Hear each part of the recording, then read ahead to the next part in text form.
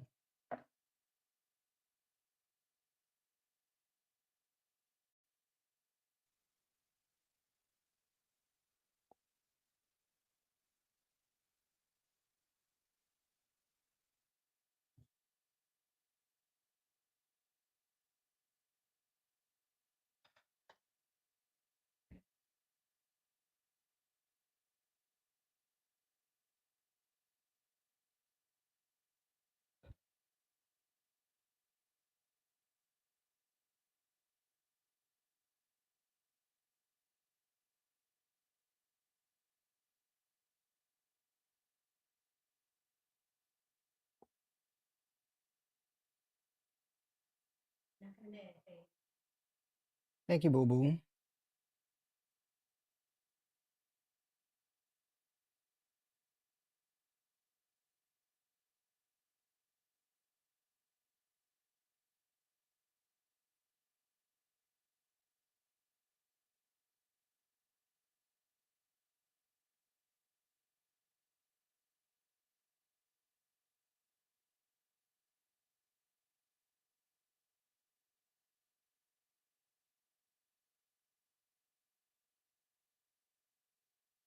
Oh, come on, why are you doing that?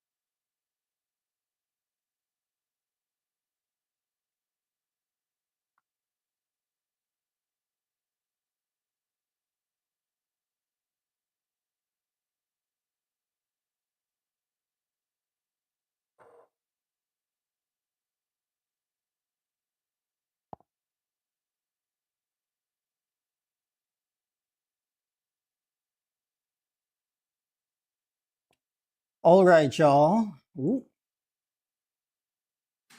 All right, y'all. What's going on? Welcome to Monday Night Raw.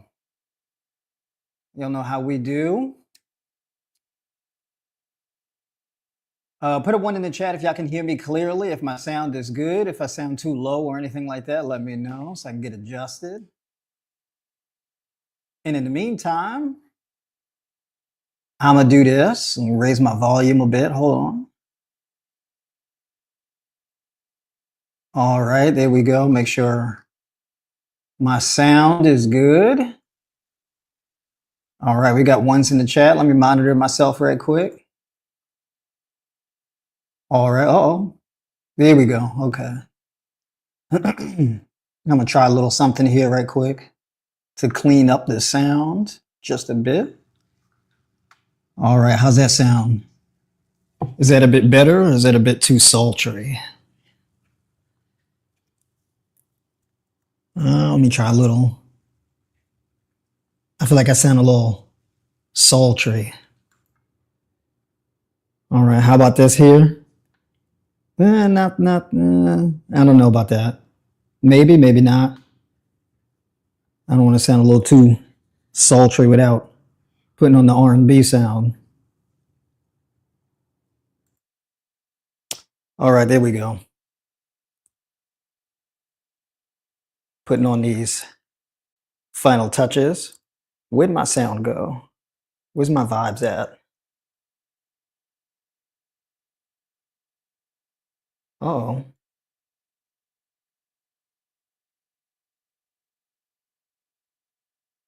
Oh, that's weird. Why don't I hear that? All right, there we go. So we're going to leave it there. Let me know if I sound too loud. Sounding 1 to 900-ish. All right. Just working out the kinks a little bit. You know what I'm saying, y'all? We're going to be going through it in the next, month? With this whole tariffs and trade war thing going on.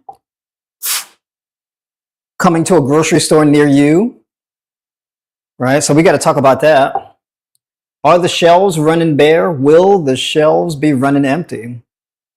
Right? We got to talk about it to see what's going on with that and how I am personally going to be prepping for that. Right? So real serious business that we got to talk about here as far as that's concerned.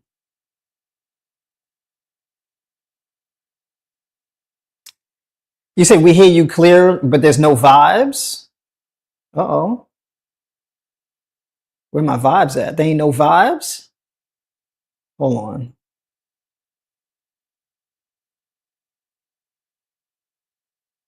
There ain't no vibes? Where my vibes at?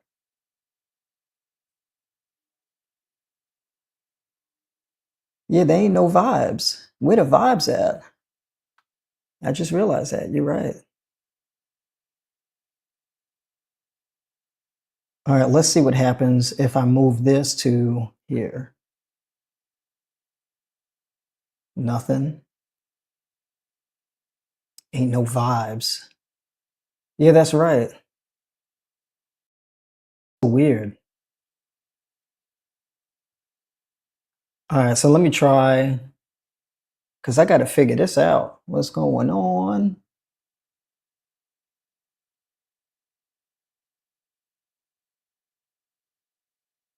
Uh, Give me a second here, because y'all not hearing my sound. Y'all not hearing my vibes. People like, what is he talking about his vibes? What does that mean? My water, my background music, all of that, the vibe.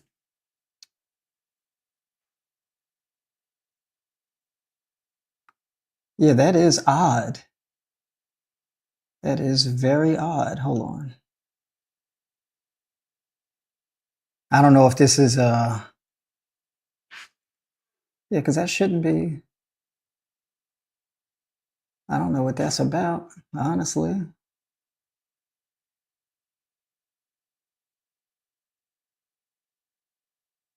Because it is dead quiet in the background. I can only hear that in my ear, but there we go. Okay, I was like, what? Now y'all should be. Now we should be good. Okay, that was weird. Is there actually a good shortage going on this year? Well, all right, now y'all should be able to hear my background music and my water and all of that, so we can complete the vibe. All right. You know what I'm saying? Because that's a large part of what we come for. We want to chill out. We want to decompress. All right, yeah. So basically, as far as food shortage, right? There's been some food hiccups here and there this year, right, with farming and whatnot. But mainly, there is a bit of a misstep by our government as far as this thing called a trade war, right? So the powers that be that run our government decided that it would be a good idea to get a trade war going with some real high tariffs and whatnot, mainly geared towards China, and that kind of blew up. Um, and so, yeah, there's going to be some shortages going on, right? Some shortages, some potential price hikes on things. So basically, all of the folks who've been, having a big component of the diet being processed foods, dairy, pork and meat and things like this, there's going to be a shortage of some things, right? Not necessarily a shortage for me per se, or people like me who eat the way that I advise. But you know what? We want to cover our bases, right? So that's what I wanted to talk a little bit about tonight. And as far as how to shop, you want to save money, you want to get the most out of your dollar going forward, as far as when you get your groceries, right? So what am I doing as far as that's concerned? So I'm going to show y'all some of what I do and what I will be doing going forward. But first of all, let me give some of y'all a shout out in the chat. We got my mama do in the chat. What's going on? We got Miss D. Big shout out to you tuning in from Florida. You gotta let me know how the weather is and whatnot down there. You know what I'm saying? Paint a picture for me. You know what I mean? Send me some good pictures of what's going on over there. Tarina, what's going on? Big shout out to you tuning in from Arizona. Right, we got Miss Ella in here. What's going on? Good to see you in here. We got to catch up a little bit earlier today. Good news so far on the progress. I took some calls out on the creek today, right out in the woods. I'm getting my sun. Okay, I'm going to be spending as much of my day outside as possible. All right, so Yeah, okay. All right. Camille, what's going on? Good to see you in here.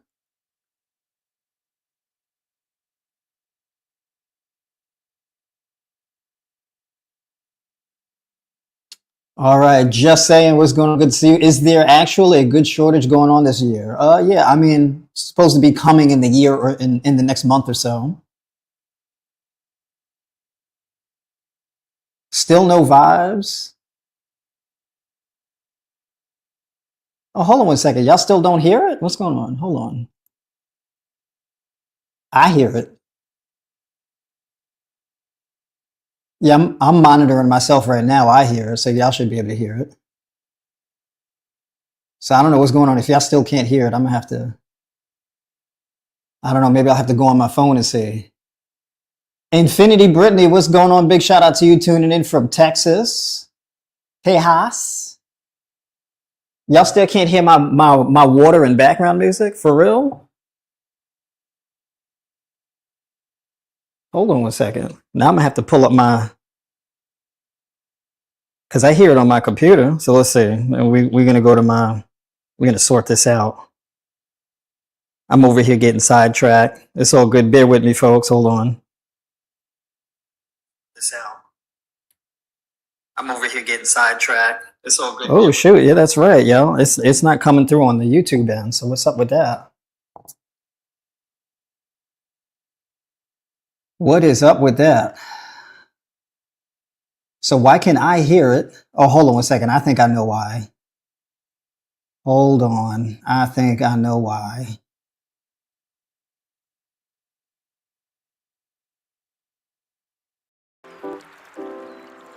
Okay, now y'all should be able to hear it. Okay, so this is why I gotta have y'all check in on y'all gotta let me know what's going on. Now y'all should be able to hear it.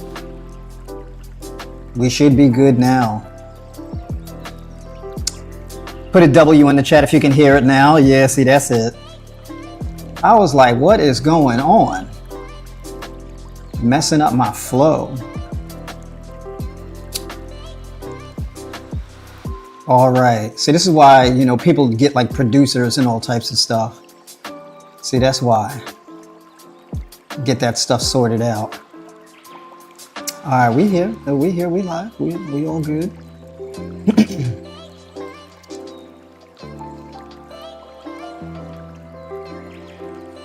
All right. I'm getting paranoid about my sound. Yeah, I get paranoid. All right. So first off, a big part of, do I look crooked? All right. In any case, I got a few things I got to prep. So these things, all right? Mason jars is a big proponent of my strategy, right? As y'all can see, I got pinto beans. I got overnight oats that I'm gonna prep. All right. So basically, I'm gonna show you what I do with these, because this is super easy. All right. So I'm high raw, not necessarily fully raw. Sometimes I'm fully raw, right? When I feel like it, depending on what the strategy is. But this is like my meal prep. These are the legumes. So here is pinto beans with my spicy tomato sauce. This is taco seasoning, paprika, cayenne pepper, cumin, nutritional yeast, sea salt, a little bit of raw sugar, basil, garlic, onion powder, and I think that's about it, right? So that's this in here. So what I do is I alternate between the pinto beans. You can get a can or you can get dried pinto beans and buy them in bulk, right? So I like to buy in bulk. So when I buy in bulk, for example, these are red lentils. So sometimes I like to get like I'll get like a half cup of red lentils. I'll put it in here to soak, and then I'll boil them on the stove to soften them up. And then I throw them in a blender with the seasonings, and they come out kind of like this, right? So basically with these kind of bags, this is a, 128 ounce bag. right? So basically an 8-pound bag of lentils. I try to buy them in bulk. And this is really cheap. This 8-pound bag of lentils was like $19. Okay. This right here will last you a really long time. All right, this can last you a couple months, as long as you diversify, right? Another thing I like to do is for my old-fashioned rolled oats, I like to buy those in bulk. So I'll buy like a box of these bags, right? So I'll buy like a box of these. So in one box, it'll be like 4 or 5 of these bags, right? And that's this. And it's super easy. Basically, you can just take, that's like a cup of rolled oats, right? So buying in bulk. And I keep everything in these 64-ounce jars like this. All right. So this right here will take a lot off your grocery bill. And we'll do a little bit of math as far as, caloric intake, macros, things like this, and making sure that you're all covered with everything. So I got to fill these up actually, because these are running kind of low. And then I got quinoa also, and you can buy the quinoa in bulk. It's the same thing. So you can alternate between like rolled oats and quinoa, and you can do like a breakfast quinoa, right? So same thing. All right. And then finally, my basmati rice. And basmati rice, I get if I can get like a 10-pound bag or a 20-pound bag, then I'll do so, right? And then kasha, that's another thing I got to get. I don't have the kasha right now. I ran out. But look, check this out. I got a lot of the basmati rice because I got a 20-pound bag, so I got plenty here. All right. Interestingly enough, basmati rice could be really good for people who have like an irritable gut. And then the old-fashioned oats, what's left over from the previous bag, is in here. So I have a lot of this stuff. And then I also get hemp seeds in bulk. And I get like the hulled hemp seeds in 5-pound bags. And I order them online, right, to have them shipped from me. So I get like this 5-pound bag. The hemp seeds are kind of expensive, but if you go to the grocery store and you try to get like hulled hemp seeds from the grocery store, one little like 12 or 16-ounce bag could be like $8, right? It can be pretty expensive. So I buy them in bulk, and I can get 5 pounds for like $45, right? Something like that. So that's typically what I do. So buying in bulk, and doing that sooner than later, right? And then this is the curry. This is curry chickpea sauce, right? So I got 2 of these prepped, right? This is his and hers. All right. So I prepped double the batch. One is for me and one is for the lady off there on the side, the missus. But in any case, so yeah, the whole hemp seeds here. I get that 5-pound bag for like $45. I think the price may have went up a little bit. I got. So I think it went up to like $50 or something. But honestly, I'm still saving money. So I don't try to get these things in grocery stores. When I go to the grocery stores, the only thing I get is produce. All right. So I shop out of like 1 aisle in the grocery store. Maybe 2 if I get plant-based milk. All right. So let me just empty this out in here.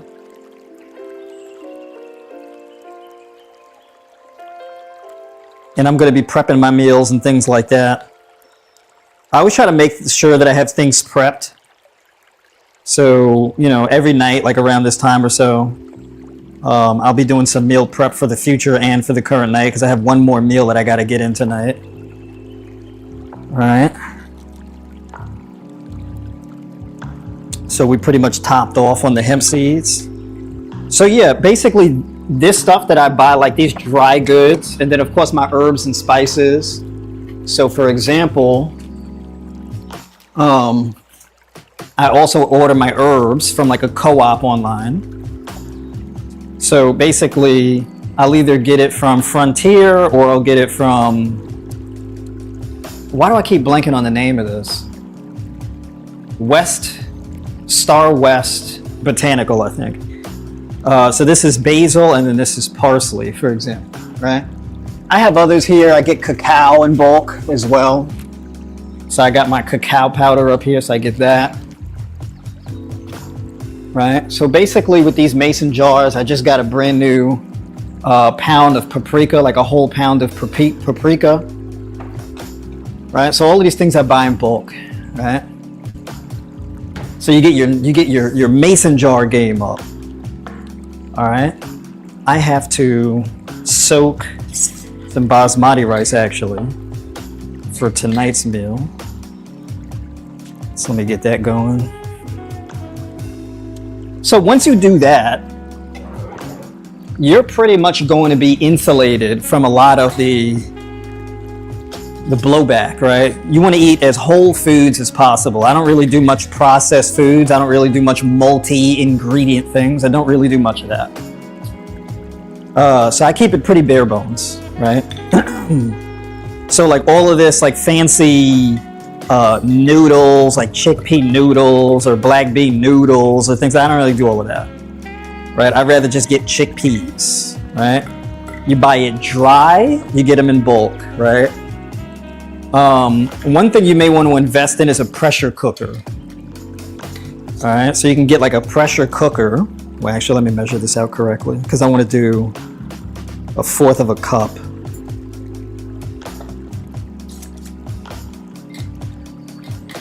So the reason why I do the mason jars is because I try to eat out of glass. I try to avoid my exposure to plastic as much as possible.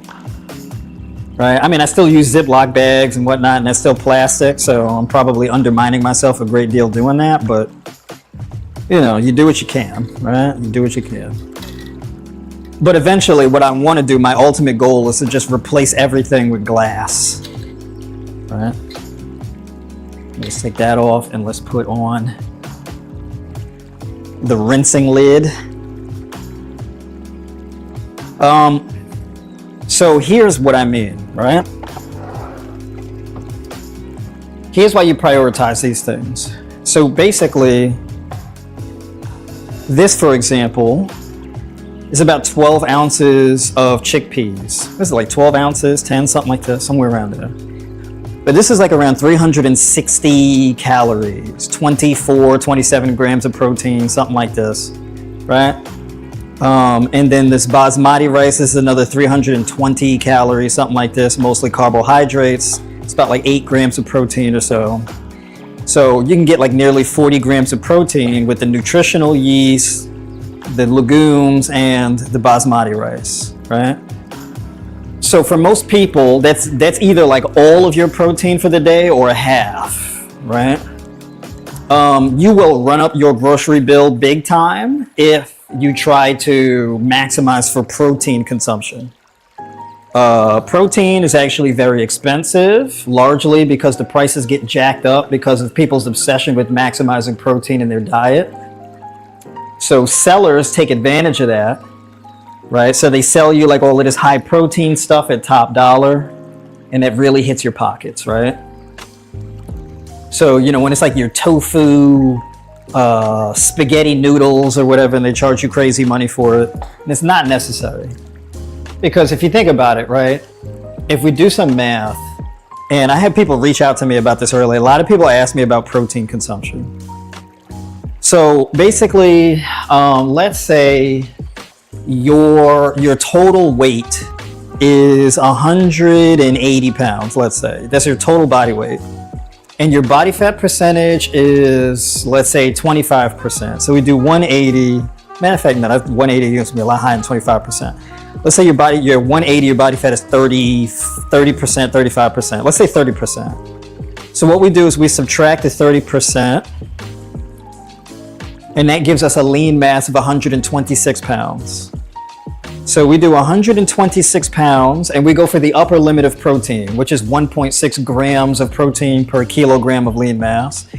So if we do 126 pounds, what we do is we divide the 126 for kilograms.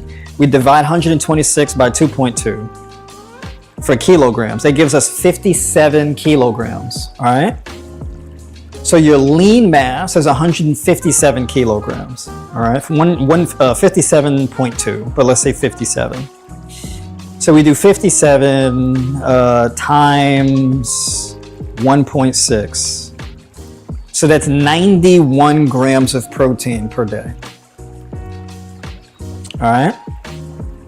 So, and keep in mind, we said the 180 and the body fat percentage was 30%. So we subtract that 30% and that gives us 126 pounds. 126 pounds of lean mass, basically that's like a grown man, right? So even as a fully grown adult man who's a lean mass of 126 pounds, 90 grams of protein pretty much is really all you need. And that's for the upper limit of protein. If you don't really have that much muscle mass on you, you need even less than that, right? But 1.6 is like the upper limit. You can add more than that, but it's not really going to make a whole lot of a difference because your body can only use but so much protein at a time, right? What you really need to maximize for is energy and hydration, which is pretty much going to come from carbohydrates. So basically, you don't really need much dietary fat either. So basically, the name of the game is carbs, and carbs are actually real cheap. So you can get like a bunch of bananas. Like all of these bananas is like $2. Okay, so you can get a ton of these. So I'll get this wooden bowl here and I'll fill it up with bananas. So I can get like 12 pounds of bananas for, you know, I don't know what. How much is 12 pounds of bananas? Because they're like dumb cheap. Is it like $10 or something like this? It's like real cheap. So basically, going for like 300 grams of carbs, 3 meals a day, you can pretty much get like around 300 grams of carbs. For women, it would be even less, right? So we don't want to overeat, especially a lot of people are trying to lose weight. If you're trying to lose weight, you don't really have to do so much eating, right? Dietary fats, so we go back to that number. What do? 180, and we subtract that 30%. That gives us 126. 126 divided by 2.2, that gives us 57 kilograms. If you have a fatty liver, if you're insulin resistant or diabetic, high blood pressure, all kind of metabolic disorders, and your lean mass is 57 kilograms, you need like around, I would say, anywhere from 0.5 gram to 1 gram of fat per kilogram of lean mass. So basically, if we do 57 times 0.5, that gives us 28 grams of fat per day. That's like the bottom. I wouldn't go lower than that. And then of course, if we do 1 gram of fat per 1 gram of fat per kilogram of lean mass, that's 57. Okay. So basically, like 60 grams of fat per day is really, you don't really need much more than that. So if you're doing 3 meals a day, you can do 20 grams of fat with your first meal, second meal, and third meal. That will give you a total of 30. Or you can have 2 meals where you get like around 25 grams or something like this. And that would give you like 50. So you're somewhere in between the ranges I just specified. And the rest would be carbs. Real easy, right? So when it comes to your grocery shopping, right, and you're tight on your budget, bananas, really affordable, really cheap, so that's definitely going to be a staple. As far as your dietary fats are concerned, your dietary fats are primarily going to come from things like almonds, cashews, peanuts, pumpkin seed kernels, walnuts. Well, I'll just show you, right? So let's do this, because I got these things on deck too, right? So these are my fat sources. All right. So my fat sources, we got sunflower seed kernels, pistachios, well, those are her fat sources, not really mine. Walnuts, good source of omega-3 essential fatty acids, by the way.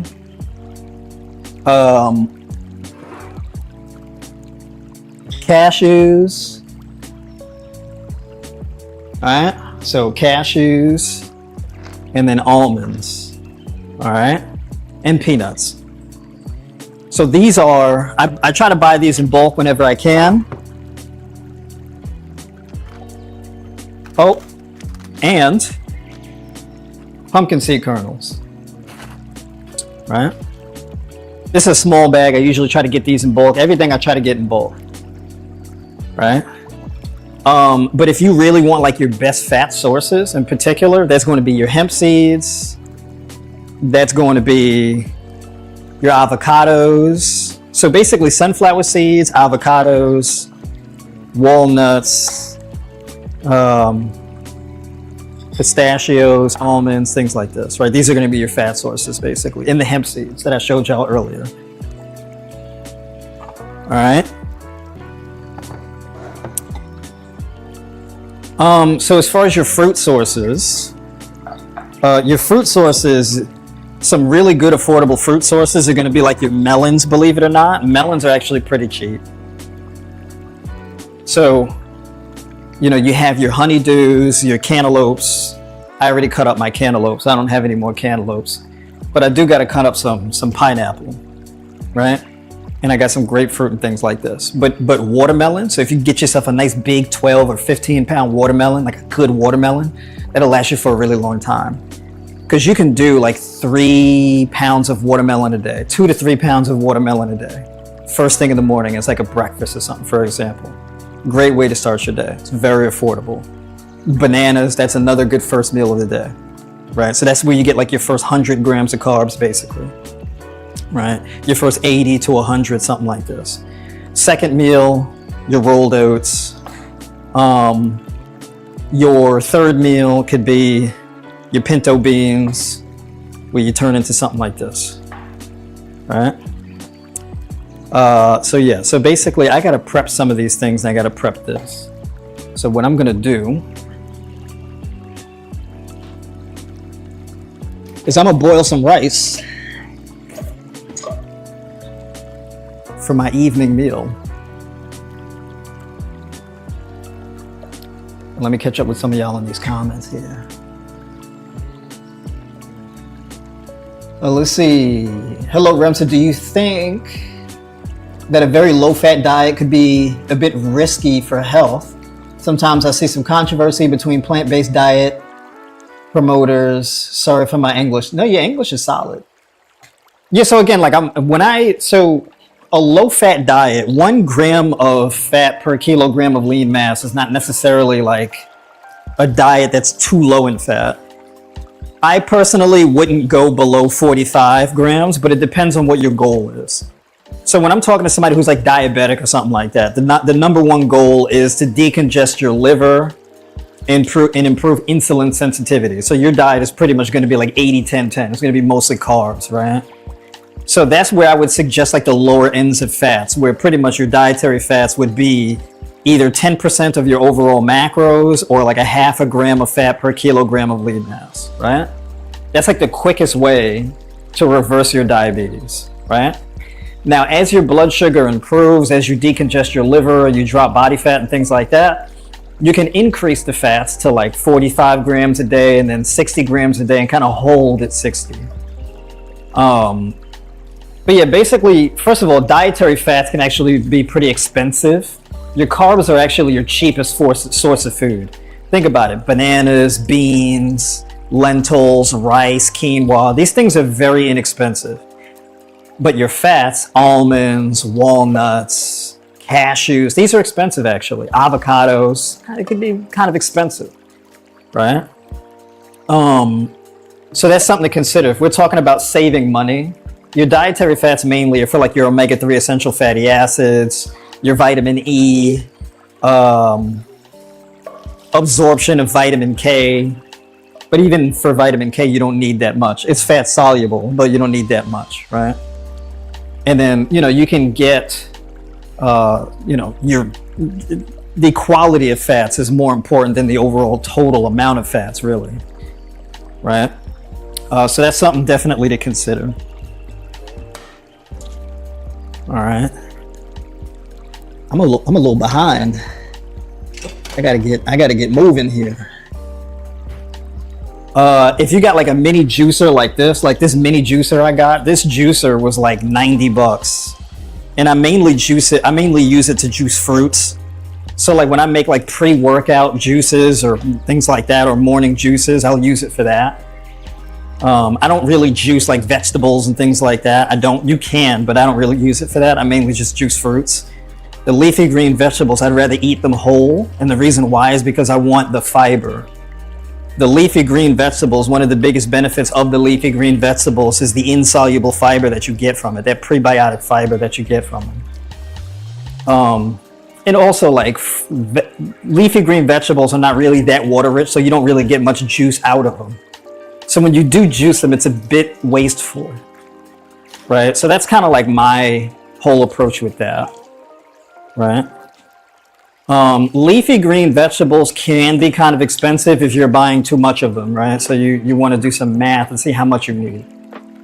So typically, if your diet plan calls for anywhere from 5 to 7 ounces of leafy greens a day, you'd want to factor that into how much leafy greens you're buying in a day, right? And, factor in what your goals are, right? So when it comes to what your goals are, let's say you're trying to maximize for muscle growth, it'd be a great idea perhaps to default to like broccoli. So you can get frozen broccoli florets. And that's a really good combination with like your legumes and stuff. And broccoli is a very rich source of things like zinc, selenium, iron, copper, protein, phosphorus, and things like this, right? However, if you've got kidney issues and things like that, you may not want to use something like broccoli. If you have like if you're very gassy and bloated and have digestive issues and things like that, you may not want to lean too much into the broccoli. You may want to go for more tender leafy green vegetables because that's going to be a bit easier on your gut. So this is where you would default to like chard, spinach, kale, romaine, arugula, right? Like your tender leafy greens, things like that. The broccoli is good though if your gut health is more or less pretty good, right? Your gut's not real sensitive. All right. So I'm gonna put this on the stove on a low heat.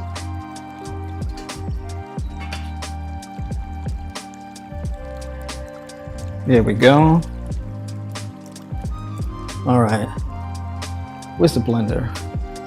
Is the blender dirty too? Jeez. All right. I probably should have washed this stuff ahead of time, but that's all good. All right.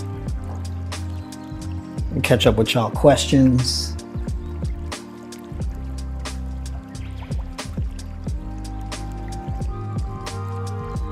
All right, let's see. How long do you let everything soak? It depends. So like the rice, I didn't really let it soak for that long. I don't really need to, just a little bit just to loosen up. I do typically have things soak anywhere from like, it depends. Like the overnight oats, I'd let that soak overnight, or at least I'd let it soak for like 2 hours, right?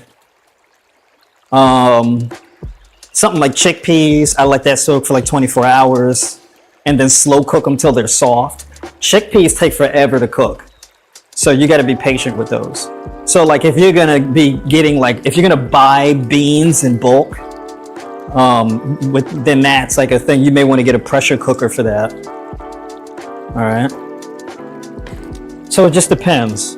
Lentils, I'll let them soak for a couple hours or so. I typically have things soak overnight, right? Especially if you have gut health issues, you typically want to, anything that you're going to cook, you want to soak them well beforehand. Gut health issues, you really want to like kind of pre-digest your food before you eat it. So like soaking is a form of like pre-digestion, right? It's a way to like let the different things to kind of digest your food and open up the cell walls, right?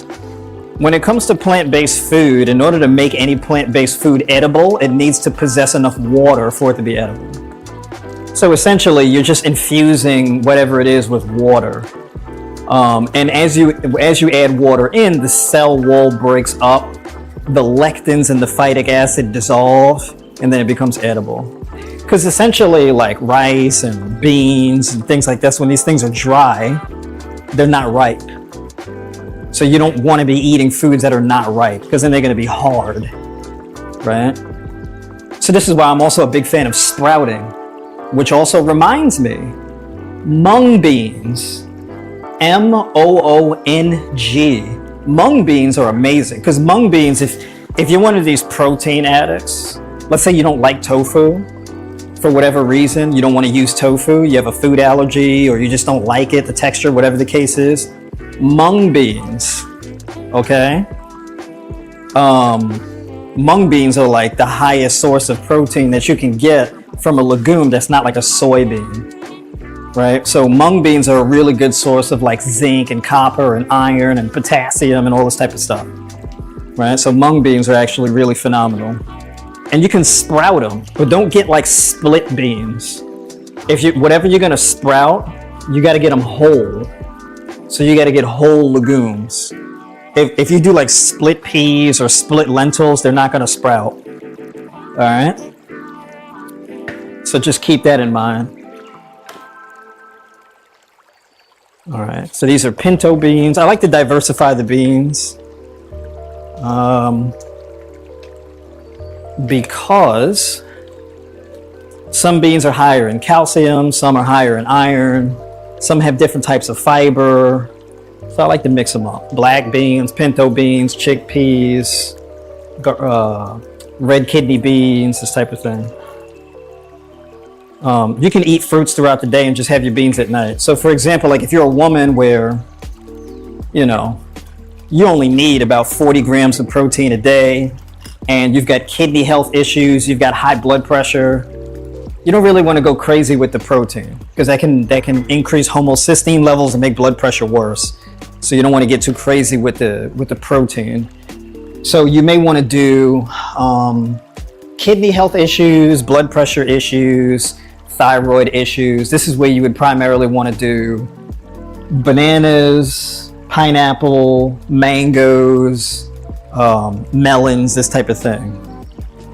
I believe we're in watermelon season now, so that's going to be a massive game changer right there. So I'm going to be putting watermelon in diet plans, big time now.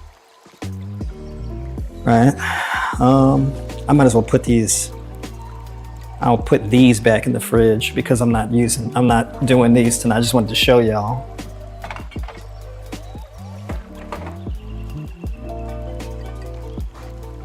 All right.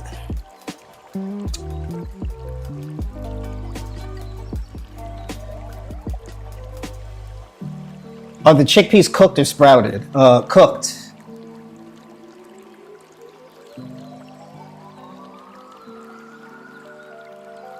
Let's see, usually around 50 a pound. Usually around 50 a pound for what? What is that? Oh, 50 cents a pound. Yeah. Bananas are like real cheap. Bananas are absolutely amazing. Good source of tryptophan, good source of zinc, magnesium. Yeah, I mean, real good for your gut health, as long as you don't have a food sensitivity to it. Yeah. What's the name of the music? The current one that's playing right now is Kicking It With You.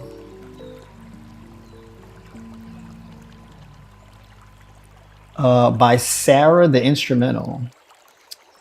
This is my soul and R&B playlist on Epidemic Sound.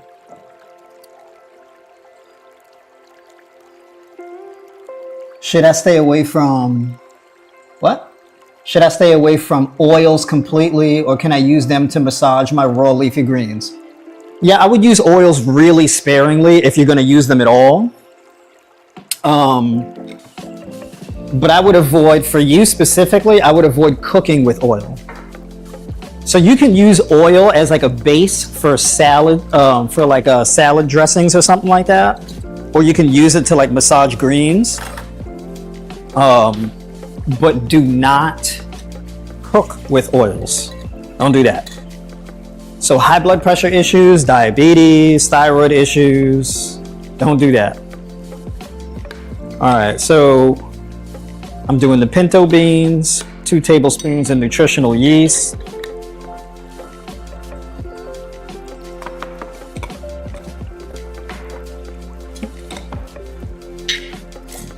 Got my taco seasoning. 1 tablespoon of that.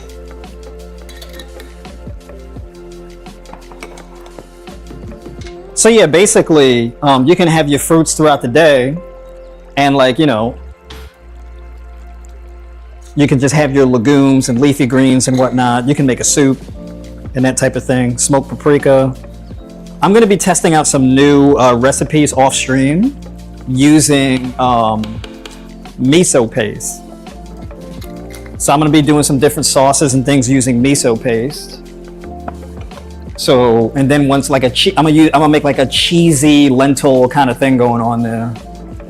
And then once I do that, I'm gonna come on camera and show and share that recipe with y'all. Yes, I just did 1 teaspoon of smoked paprika, 1 teaspoon of basil. Yo, basil smells so good. It's insane how good basil smells. The basil really gives it like that pizza sauce taste. It's absolutely amazing. Sea salt. I'm gonna do 1 teaspoon of sea salt.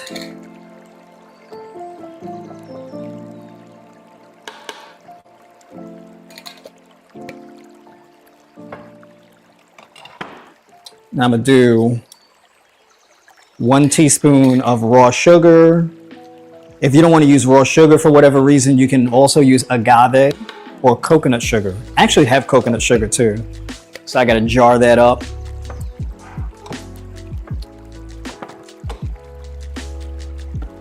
And then I gotta do garlic powder.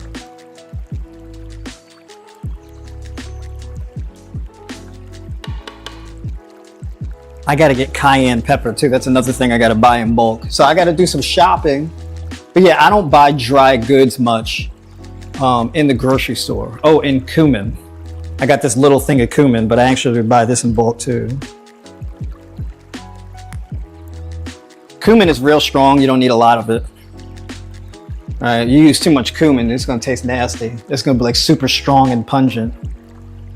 What else do I gotta add to this?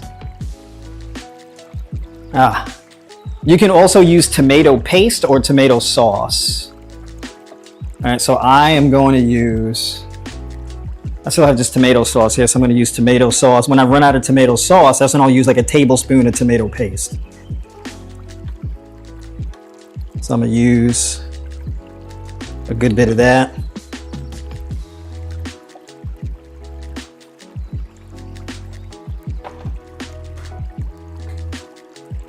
All right, add some water.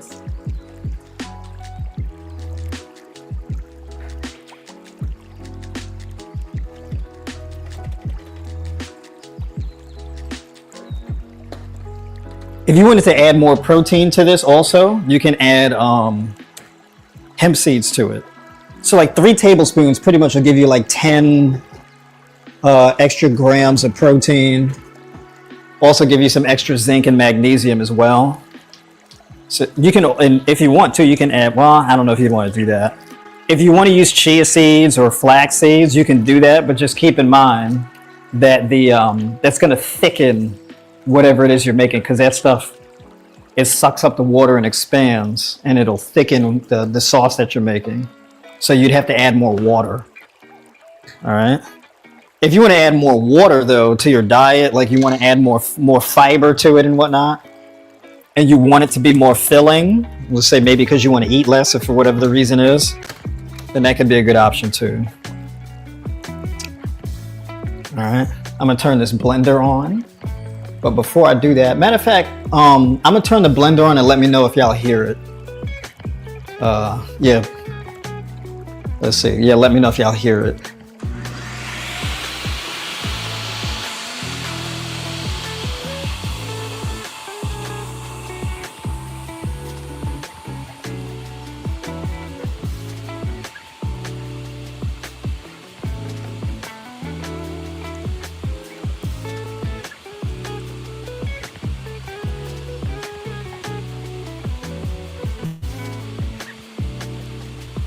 Okay, you barely hear it? Okay.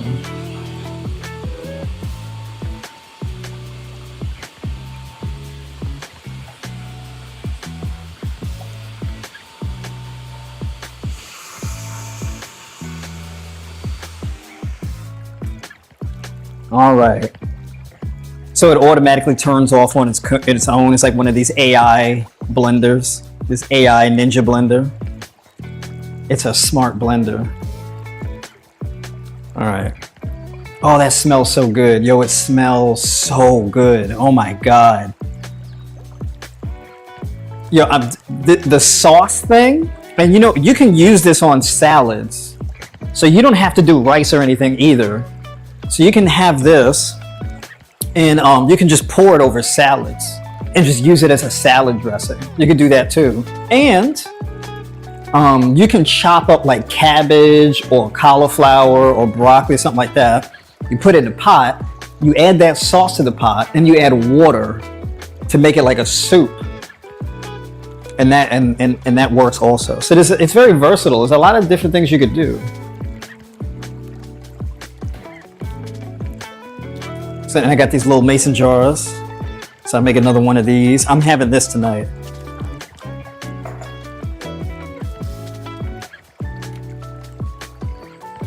So yeah, I've been collecting these mason jars because this is pretty much what I eat out of. And then I'm gonna have to do this off camera. I don't know if I'm gonna be able to do this live.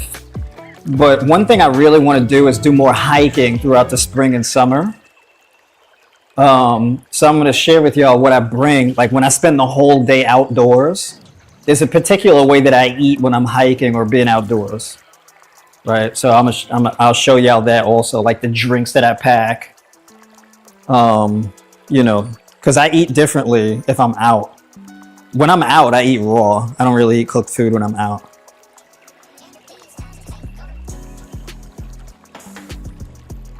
But yeah, that watermelon, this season, the watermelon, mangoes and all of that, oh man. Oh baby. You know what's interesting too is the fact that you can make like a mango dressing also for salads.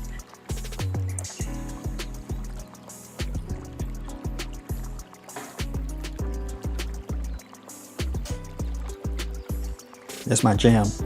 All right.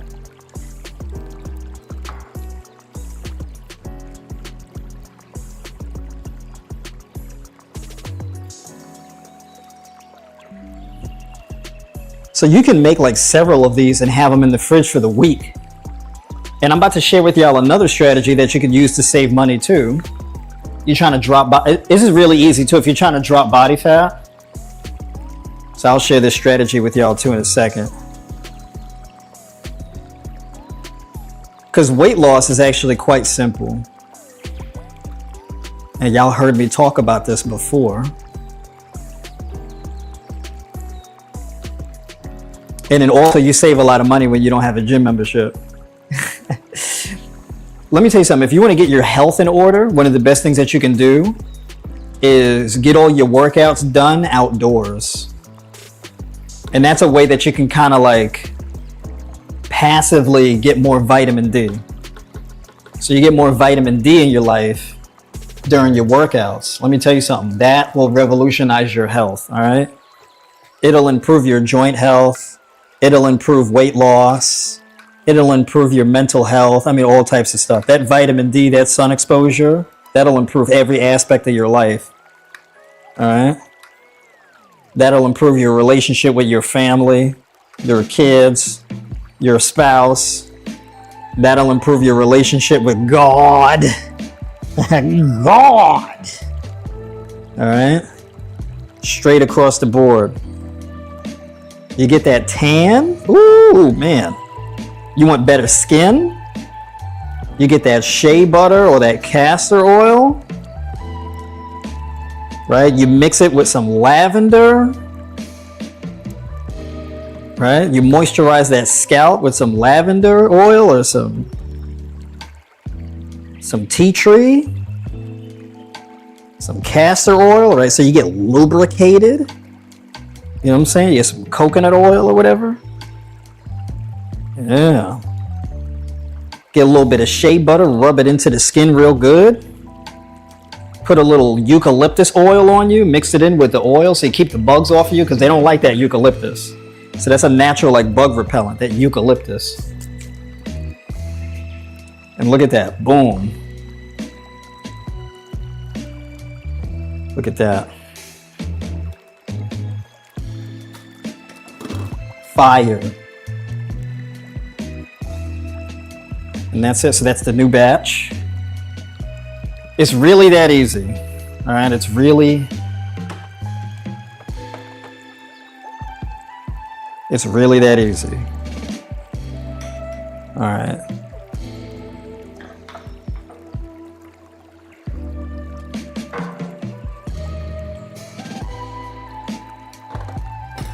I'll catch up with y'all in these comments.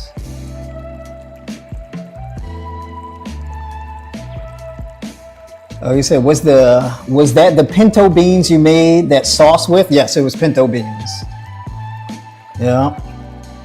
What to do when your body adapts to your cardio routine? I've been walking 10 miles every day. Other days, I haven't made any progress. I've been doing it for about 3 months. Do I take a cardio break? So one thing it depends on the type of cardio you've been doing. If you've just been doing walking. So, okay. There's not really a such thing as a weight loss diet, right? You don't eat to lose weight. You eat to fuel your body and provide your body with the resources to have a healthy metabolism. So like the food that you eat is a setup to improve muscle building, recovery, and weight loss and whatnot on the back end. So your cardio is a thing. Your body's always going to adapt to the cardio that you do in one way or another, but it depends on why you're doing the cardio, right? So if you're walking for general health, a healthy metabolism, blood sugar control, that type of thing. If you're trying to lose weight as well as save money, okay, fasting, right? You do like a good 24-hour fast. And what I do, like, so when I do a 24-hour fast, this is what I've been doing. Is I'll do an avocado and I'll do like 4 or 5 ounces of nuts. So like before bed, I'll do like either peanuts or cashews and 1 Hass avocado. And like leafy green vegetables, I'll do like 5 ounces of like some type of a mix of tender leafy greens, bell pepper, onion, cucumber, this type of thing. And then I'll season it with like nutritional yeast and you know, whatever other kind of seasonings, right? Coconut aminos, that type of thing, however I want to season it. And so that's what I typically do, right? There's not really any carbs in that, but basically it's a way of eating without like necessarily having an insulinogenic response, right? So it's a good blood sugar control method, like right before bed, right? I don't really need the glucose right before bed necessarily, right? So that's a way of extending the fast if you wanted to like improve fat metabolism, this kind of thing. But yeah, the fast, you do a 24-hour fast and you can do that once, twice a week. If you really want to be aggressive, you can do it 3 times a week. And that's really when it was going to help you to drop the body fat. The walking is good, but if you wanted to maximize fat reduction, it depends on when you do the walk. So the best times to do the walk to maximize for weight loss is going to be either first thing in the morning on an empty stomach or at night before you go to bed. If you do it first thing in the morning, you get to basically empty out your liver glycogen and ramp up fat metabolism and bring down your morning blood sugar, right? So you can get yourself into some good fat metabolism before you have your first meal in the day. So that's good for blood sugar control before you have your first meal of the day. This works specifically well for diabetics and people with high blood pressure on average. If you do like a walk or you're doing some cardio before bed, that's a way to bring your blood sugar down and deplete liver glycogen before bed. So you ramp up fat metabolism when you go to sleep at night, right? I wouldn't advise high intensity cardio before bed. I wouldn't, because that can mess with your sleep. So it would be something like low intensity, like a nice evening walk or something like that. Typically with a family member or something like that you really enjoy being around, or at least bring your dog or something, right? Or you can do both. You can do like half your miles in the morning and half your miles at night, right? That's another good option to do also. But yeah, I'm not a big fan of reducing food intake. I don't really advise that for weight loss, because when you reduce food intake, you're not really maximizing for weight loss necessarily because you're not well fed, but you're not really in a fasted state either. So you're not really getting the best of anything really, right? So if the goal is to maximize fat metabolism, you want to lose body fat, then fasting is going to be your best option to do that, right? So either you're going to be well fed or you're going to be in a fasted state. It typically should be one or the other, right? At least that's what I advocate for. If you want to know whether or not you're losing weight, the best way to tell is your circumference measurements. On the scale, your weight fluctuates on the scale. So the scale, the number, it only tells you but so much, right? So for example, you can do a workout today, cardio and all of that, and be down like 2 pounds, 3 pounds. And then you can have a day tomorrow where you take a rest day and then you back up, 1 pound, 2 pounds, 3 pounds, or whatever the case is. Right? And you go, oh man, I'm back down a pound. And you can kind of lose your mind. You can get a little nutty about the number on the scale. Circumference measurements are a bit different. And then also understand that weight loss is more of a long-term game. So when you look at weight loss, you want to track it over a prolonged period of time to track a trend. So your weight should trend upward or downward, right? So you want to track your weight over like a period of like 3 weeks, 4 weeks, 6 weeks, 8 weeks, this kind of thing. You want to track more further out. And then like, your circumference measurements. Your most circumference measurements to determine body fat is going to be midsection, shrinking your waist, right? Muscle growth, it's going to be your hips and shoulders, right? Or your hips and across your chest for men. Shoulders and chest are a good measurement for, I think probably for muscle growth. That's the thing too. Shoulders maybe, but it depends on your genetics. I'd probably say like chest. Because when you measure your chest, you measure your pecs and your lats. So, which is where your larger muscle groups are, where you're gonna get more size. Shoulders, it depends on your capacity for growing muscle in your shoulders. Right, so it's a bit different. But if we're checking for body fat percentage, your waist, right? So if your waist measurement is coming down, you're dropping body fat.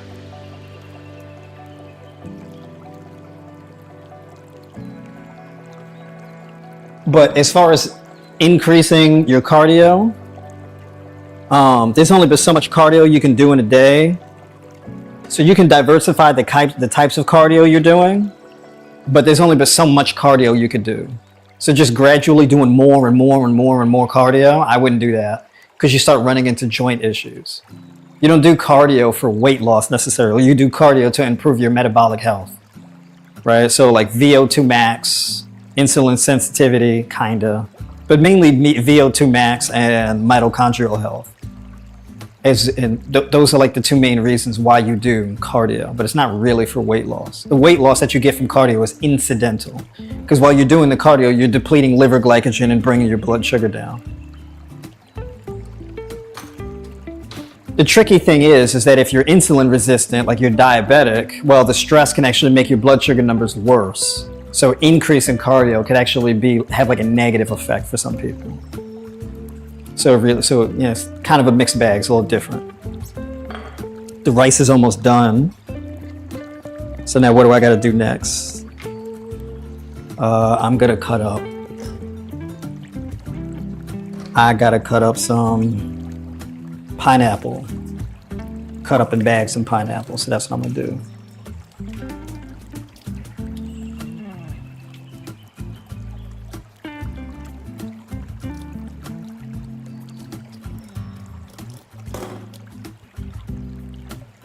And these pineapples are ripe, so I got to get to them.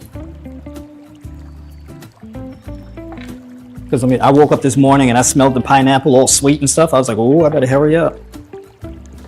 I better hurry up.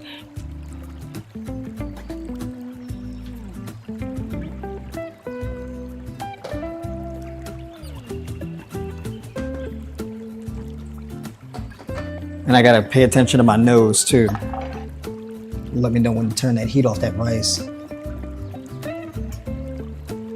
Oh, the kiwi dressing on the salad. That's a good idea too, yeah. How do I handle hyperkalemia with CKD and high blood pressure, heart issues? What do you eat? Hyperkalemia and high blood pressure. Why am I blanking on what hyperkalemia is? Oh, what did I do? I just messed up my screen. Hold on. There we go.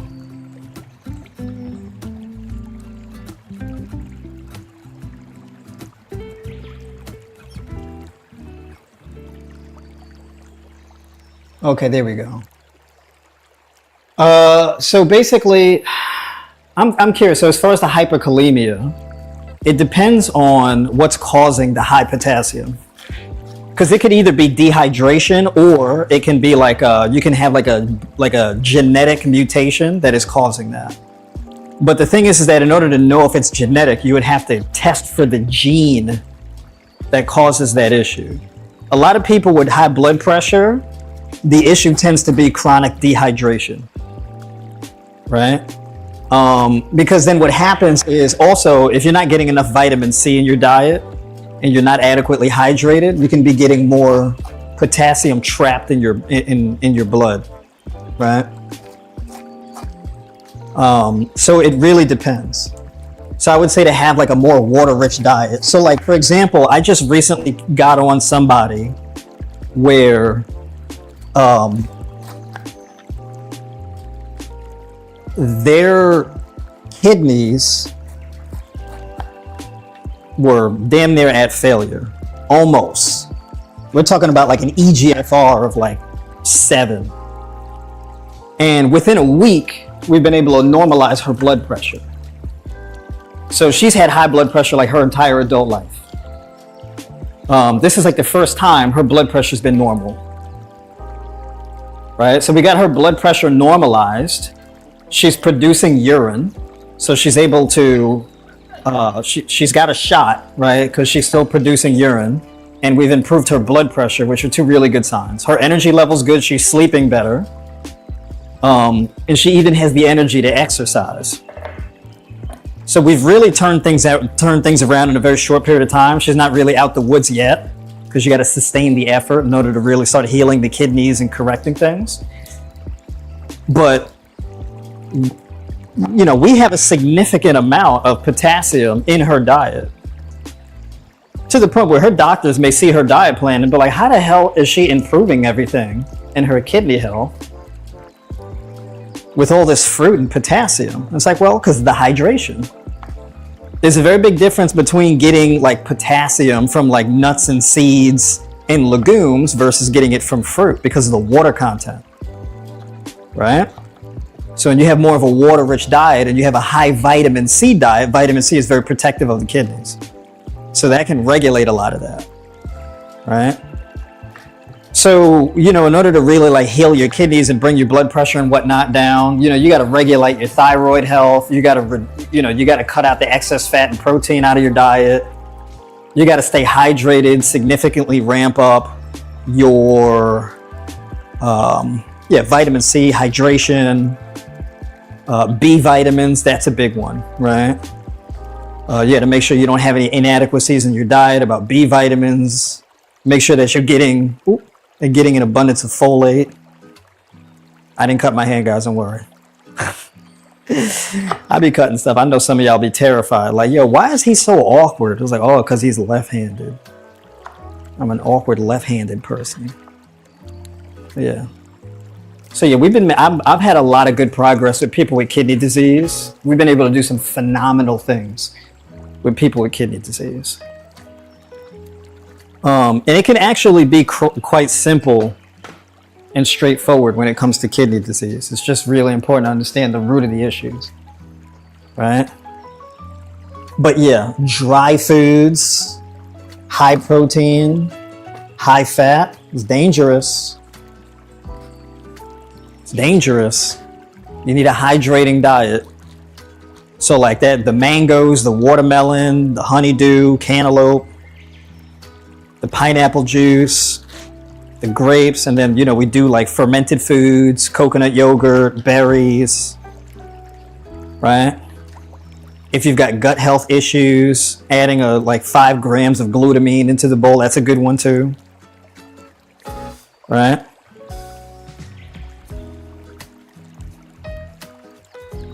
So things like that.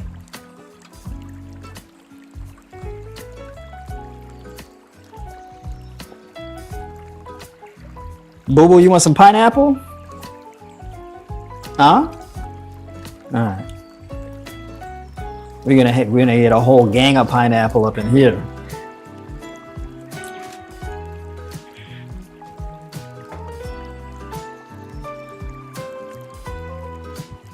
I'm gonna cut up this last pineapple.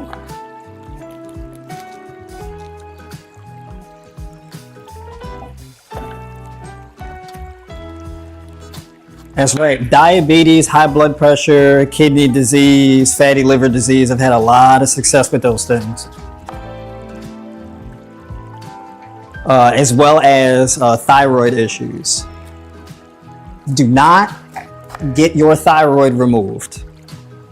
Okay? Doctors be wanting to cut stuff out of you. That is a last resort. The only time you should like think about having an organ removed is because like it's gonna kill you. Like it's been taken over by some kind of like, you know, ravenous cancer or something like that. Right? But yeah, you don't want to get nothing removed because then you'll be on a medication for the rest of your life. You want some type of hormone or something like that, just perpetually. So you got to fight for all your organs. You want to keep. Dr. Sebi said this quote. He said, if there was supposed to be things removed from the body, it would have came with a zipper. It's a funny quote, but I'm like, yeah, that's kind of true. You got to keep everything on the inside. I'm getting all kind of stuff hacked out, removed, and all of this. All right. People like get your gallbladder removed, get your uterus removed, get your ovaries removed, get a testicle removed, and all of that. Get your thyroid removed. I ain't with all of that. I don't know. I'm fighting to keep everything I got. I'm gonna go to the grave with all my organs. I ain't removing nothing. I'm greedy with my organs. I came into this world with them. I'm gonna leave with them.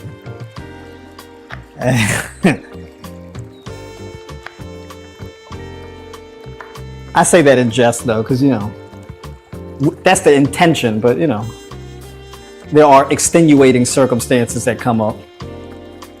You know what I mean? But as a general rule.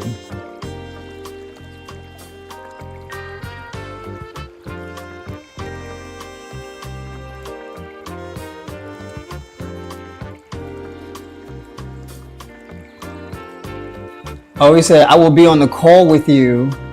I need my healing through eating clean. You are amazing. I appreciate that. I look forward to talking to you.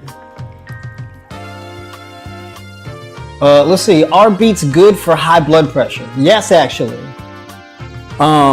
Beets are, you don't need beets, but beets are a very good source of nitrates that produce or increase the levels of nitric oxide in your body. So you get more vasodilation, the softening of cardiovascular tissues, right? So that prevents calcification of cardiovascular tissues. And you get more blood oxygenation. All right. And when you get more blood oxygenation, that leads to less oxidative stress on your cells. All right. So yeah, beets are phenomenal. Don't get don't go crazy with the beets. You can have some beet juice in the mornings and whatnot. Cucumber also really good for beets. So like as far as like the nitric oxide, spinach, kale, beets, cucumber, pineapple, grapefruit, these types of things. Really good for. Yeah, look at all that. Look at all that pineapple. It's beautiful. So put that in the fridge. So yeah, once the fruit is ripe, I basically cut it up and then put it in there, and we're good to go. And my rice is ready, so I got to get to that.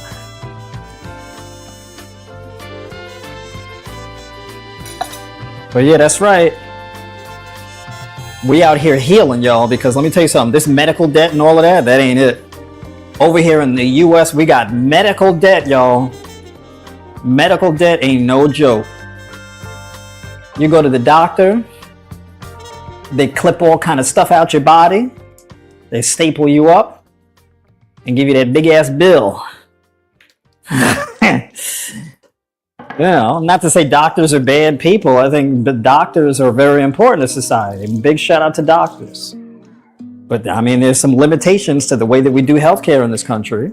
And a lot of doctors complain about it. Right? But it is what it is. I mean, our economic system, the education system, there's a lot of holes. So look, you know, when you're operating inside the system, you know, there are some certain constraints and limitations that we got to deal with. We do our best.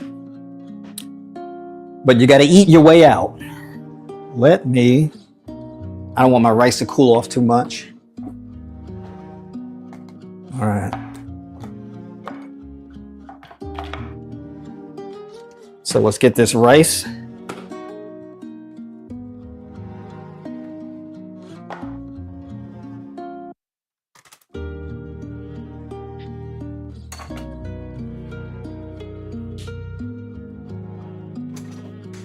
I gotta get one of these spoons.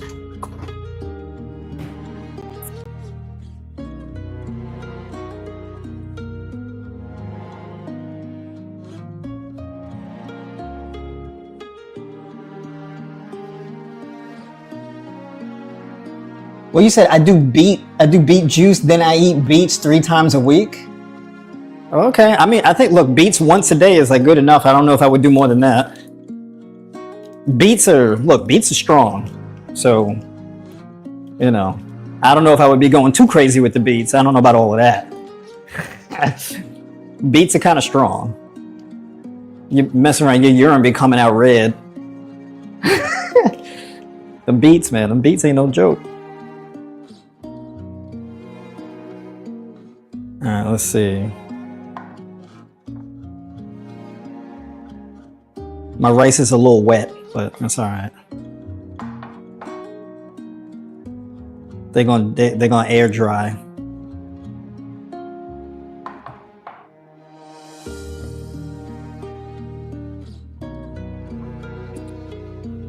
You know what I got to talk about? I got to talk about the benefits of folate. Folate, man, let me tell you something. Folate is extremely beneficial for nervous system recovery. All right. So there's a trap that people run into when they're trying to lose weight and build muscle and do all this type of stuff. You got this aggressive workout regimen. You're doing all of this cardio and all of this. Your nervous system takes hits, man. Your nervous system get worn out. And you mess around and run yourself until that check engine light come on. You start sleeping worse. You start having heart palpitations. Things just start getting funky, right? You're like, oh man, what's going on? That weight loss starts stalling out on the scale. You start losing motivation. You start skipping days, skipping workouts. Things just start going sideways, right? And you'd be like, damn, man, what the hell? It's your nervous system. Skeletal muscle can recover pretty quickly, but that nervous system, you're going to have to give that some time. Because your nervous system will sit up here and be like, all right, you know, look, you're over here slaving me out. We about to go ahead and sit down. We're going to bring it down. All of that extra stuff you want to be doing, all the miles you want. Yep. Take this knee pain. Yep. Take this foot and ankle pain and have a seat. Uh-huh. take this headache and go to sleep. Folate, though, folate, thiamine, these are really important for nervous system recovery. Niacin, right? Like your B vitamins, your riboflavin, these are things that you need to recover your nervous system. So this rice, quinoa, things like that, sweet potato, absolutely phenomenal when it comes to recovering your nervous system. You know, what's funny is that to recover your nervous system, the carbohydrates is where it's at. It's all in your carbs. All right, so I'm gonna heat up this sauce right here in the pot. So let me pour this in. It's kind of solid. It's a little thick. So this is what we're gonna do. There we go. Yeah, pour that out. That beautiful, thick, hearty sauce.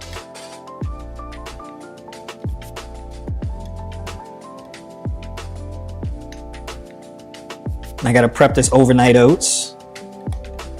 I'm gonna do that in a second. And I gotta talk about my protein powder, because that'll save you some money too. It's a quick way to get some extra protein in your diet in certain circumstances. For those of you who have higher protein needs, or you're sticking to more of a raw diet. All right. You don't need a lot of protein, you just need enough. And that protein powder, it's very beneficial, it's very convenient. Is it essential? No, but very beneficial nonetheless. All right.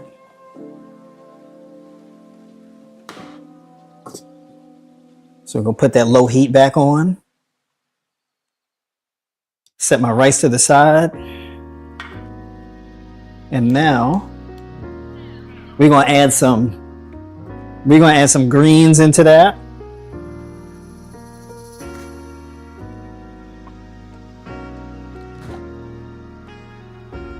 All right. So we can get some leafy greens in here. And these greens, man, these greens are hard as hell. These are some leathery ass greens. Kale, man, people be having beef with kale. They said, why the kale so damn hard? Why the kale like feel like belts, like it's made out of leather? Right? I feel like boot material.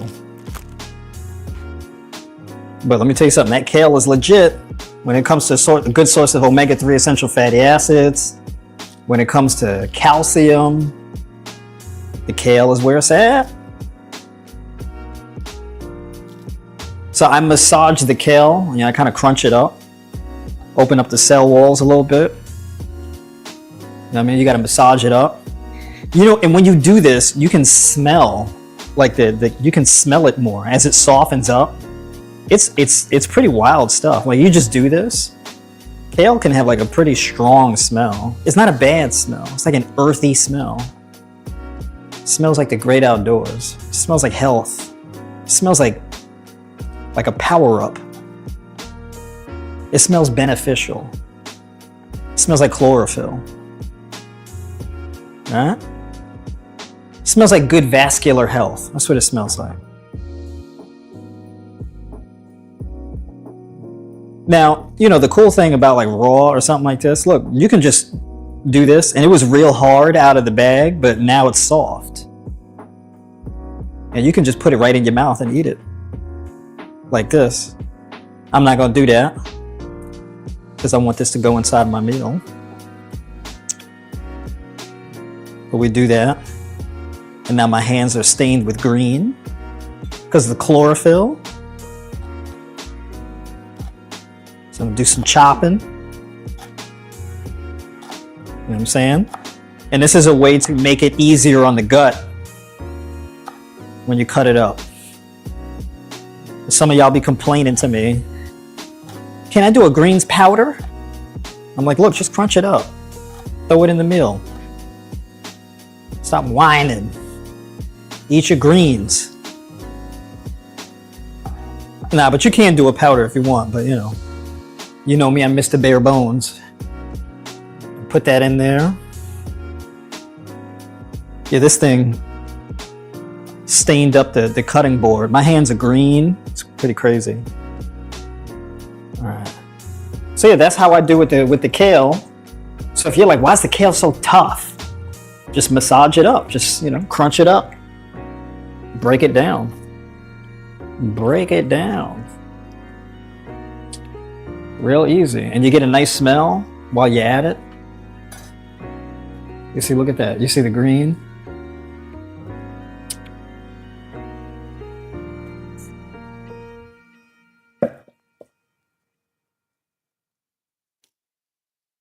All right, so we got that in there.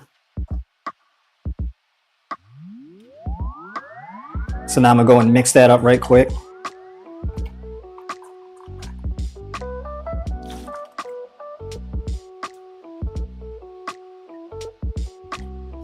So yeah, these are all my methods, y'all. This is how I get down with my meal prep. So I'm gonna just mix that up in there. I'm gonna add some water to this if need be, but I'm gonna let the heat soften it up a little bit.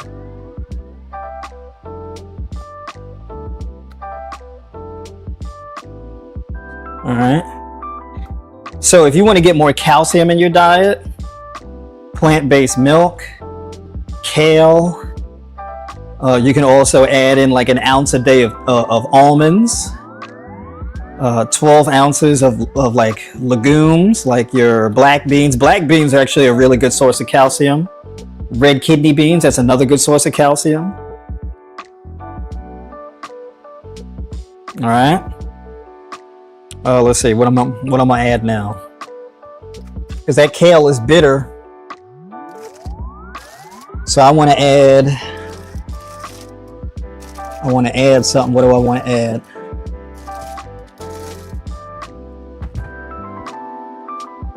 I'm gonna add some bell pepper. There we go. So I got some green in here. I got some red in here. And then we're gonna add a little bit of yellow.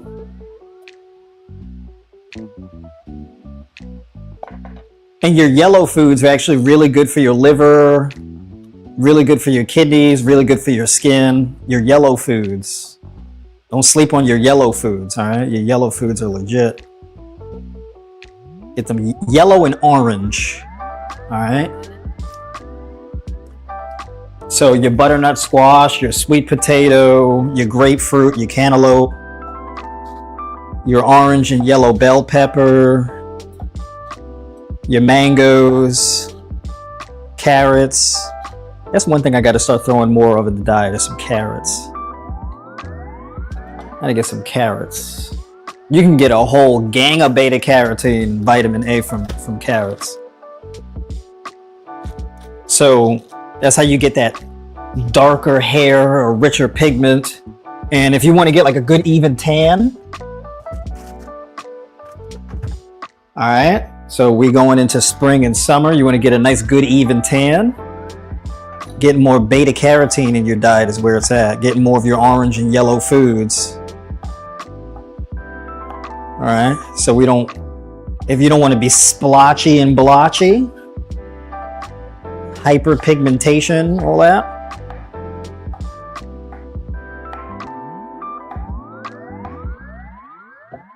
You get your oranges and your yellows in there.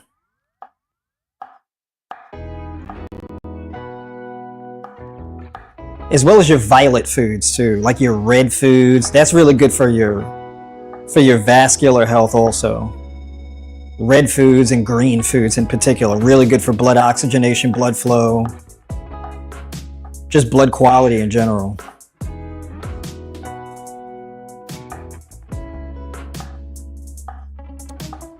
Your orange foods are really good for decalcification of your arteries. Really good for decalcification, actually. All right, so we get that bell pepper in here. Bell pepper is actually a very rich source of vitamin C.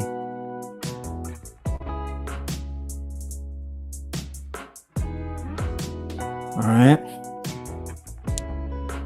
And I'm greedy too because I don't even necessarily need rice for this meal. Oh man, this smells so rich. Y'all don't understand. This smells like lasagna. This smells like lasagna, y'all. Oh my God, I'm gonna pour this over the rice. Lord, y'all don't understand. Y'all gotta make this at home. Rewatch this live stream. Follow that pinto bean recipe. Oh Lord, man, you're gonna be like, yo, for real, it smells like lasagna.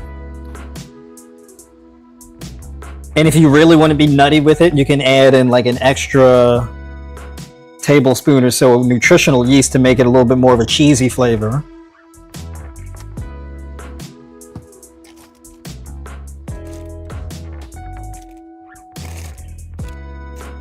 I got mushrooms in here too. That's right. I'm not gonna do the mushroom, not tonight. I'm gonna do it in a different thing. I don't know. Maybe I do want to add mushroom to that. I don't know. If I add mushrooms, I'm just be doing too much if I do that because I didn't even plan to do that. All right, so now we're gonna add some onion.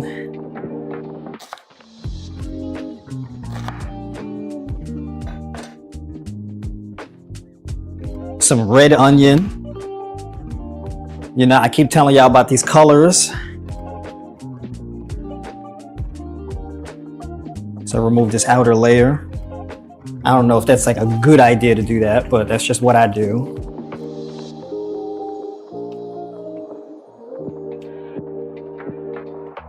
And I rinse it in cold water to keep away the tears. I'm not going to use this whole thing of this onion here. I'm only going to use a small portion of it. So with this here, just so y'all see. What is that? Oh. All right, here we go. There we go. So I'm just going to use that much of the onion. Where's that bag?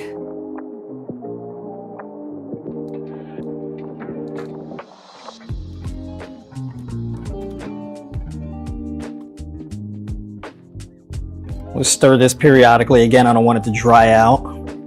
Matter of fact, let me just take that off the heat right quick so I don't mess around and burn it. I don't want to be cooking my stuff too much. All right. And I go like that. I go in on the side. That's how I do. I cut my onion. Do I cut good or does it look ridiculous when I cut? I feel like I'm getting better, but I don't know. I'm not sure. I feel like I'm slow. Like if I was to work in the kitchen, I get fired. I get fired in like the first week. I said, this man's slow as hell. Get his ass out of here. People will be waiting for their food. They'd be mad. I'll be holding the place up. All right, here we go. This is a lot of onion. I might have kind of got a little carried away with the onion. I don't play about onion though. All right, onion is legit. Onion put fire in your belly.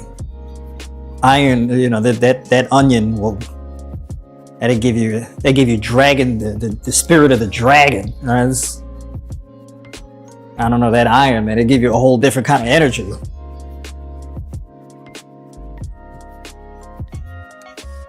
There we go. So I'm gonna let it cook down a little bit. I just want like some of the juices from the onion to get into the rest of everything else. I want this thing to be rich. This is gonna be rich.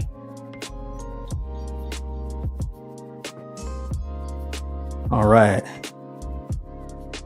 It smells rich. Y'all don't know. I wish y'all could be in here with me right now to see how this smells. Y'all would be like, oh, that smells mad good. Oof. That smells real. I'm telling you. If you don't like meal prep, it's because your food don't be hitting like that in your nostrils. You got to season that up. You got to put your foot in it. right, let me clean up some of my scraps here. What's going on with y'all in the comments? That's right. Hey, y'all, tap the like button and subscribe. Do as Mama Do tell you to do. That's true. I posted my curry chickpea dinner in the Discord. Oh, it's time to take a look at that. There we go. Good book for fasting, Fast Like a Girl. Dr. Mindy Pelz. Okay, interesting. They said you cut good. I'm a lefty too. There we go. Big shout out to you. Lefty gang in the building. Did he go over how to shop yet? Yes. I'm gonna have to go into a grocery store though and show y'all the produce stuff. I don't either. I love onion, especially raw. Yeah, I eat raw onion. I usually eat onion raw. But yeah, let me tell you something. So we're gonna be all right. Things getting a little funky on the shelves, but you know what? We keep it bare bones with the food. We don't do all of this boxed stuff. All right? We buy in bulk. We get it in bags. You know what I mean? We get like, so like, you know, you really only need about like 2, maybe 3 whole grains. So for me, it's basmati rice, kasha, quinoa, rolled oats. It's kind of 4, but you don't need 4. But yeah, you buy in bulk and you can rotate them a bit. The old-fashioned oats for me is a bit different because I don't cook oats. I just do my old-fashioned oats with that. See, I got to clean up after myself a little bit. There we go.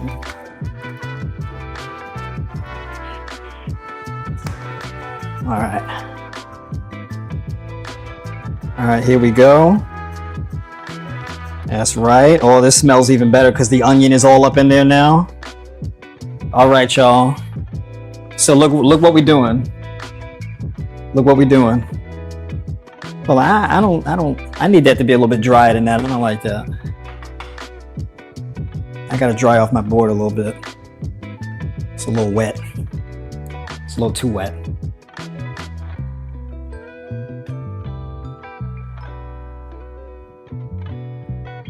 All right. As a kid, I got called Water Boy because I get water all over the place all the time. All right.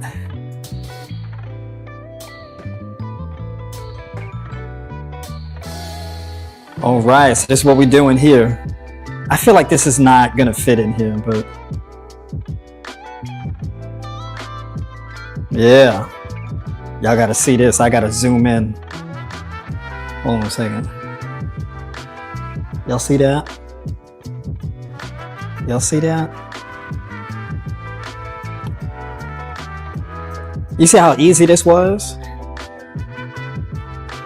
You see how creamy that is? Look at that. That looks rich right there. That looks gourmet. You know what I'm saying? That look bougie.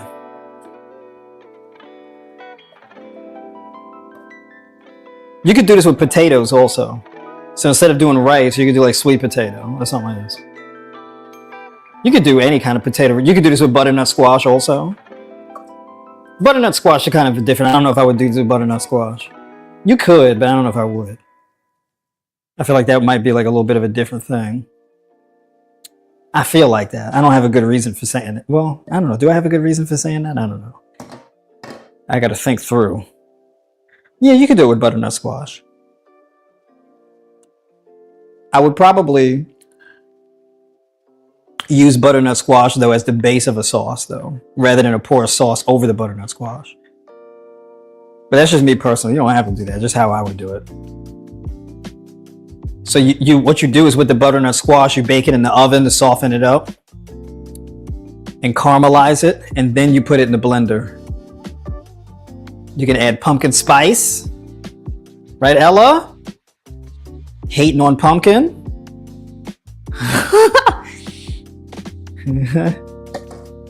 Sweet potato spice? All right. This. Let me tell you something. We got greens in here. We got peppers. We got onions. We got pinto beans in here. We got B12 with the nutritional yeast in here. We got all of that.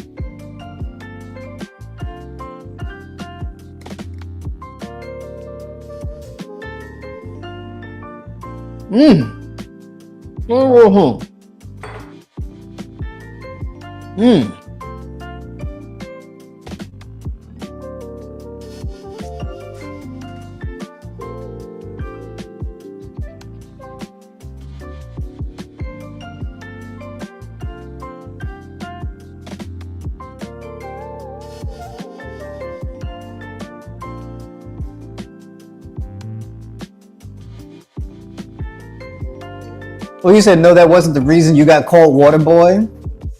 It was because you used to drink water a lot. You used to drink a lot of water.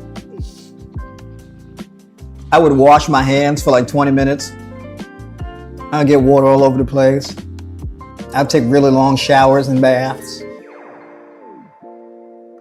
I'm all about that water, y'all. Speaking of water, we got to introduce the sound of water. Yeah, this right here, man, let me tell you something. You know what's...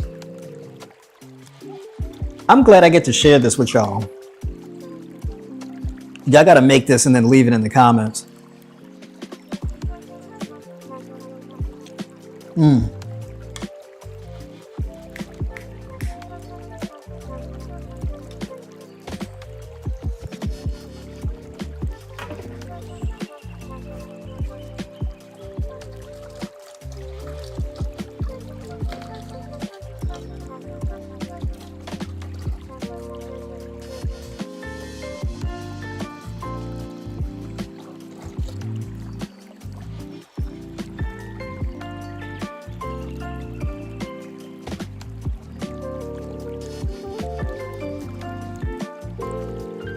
Oh no, it did it again.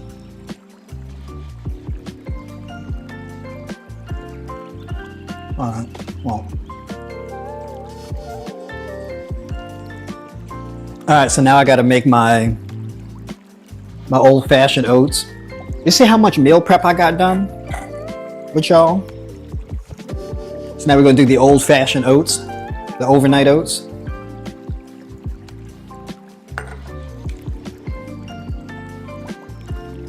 I'm gonna show you how I do that.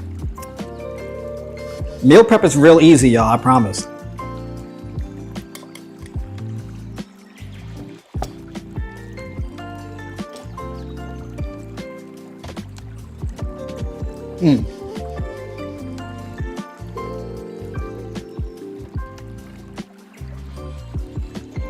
So, after I pour the oats into the bowl there, we're going to do 8 ounces of plant-based milk.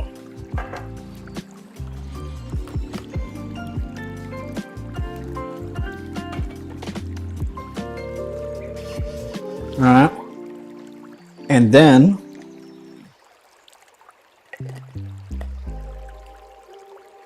you're going to shake that up, set that to the side. I'm going to get my hemp seeds out. So basically the 1 cup of the hemp seeds, that's like 16, is it 16? No, it's 12. So the 1 cup of rolled oats is like 12 grams of protein, for those of you who want to know. And then the 3 tablespoons of hemp seeds is 10 grams.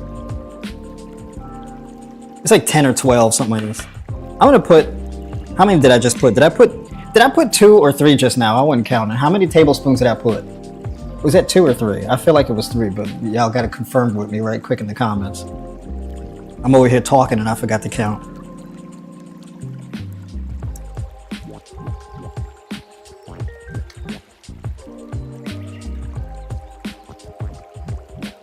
If not, I'm just gonna put I put 3, okay.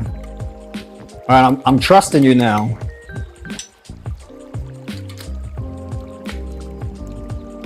All right. So I put 3. So now I got to put 2 tablespoons of raw sugar in here. You can also put agave if you want. You can also put sliced bananas in here as well if you don't want to use sugar. All right, so put the 2. I like my overnight oats to taste like a birthday cake. I'll be honest with y'all. I like it caked up. I want it to taste like a birthday cake. Well, not really, not like a birthday cake. Because even like when I do taste a birthday cake, it tastes too much. It's like way too much for me. Powdered peanuts. So this is another, this is another 8 grams of protein. For the, no, let's do this. That's like one tablespoon.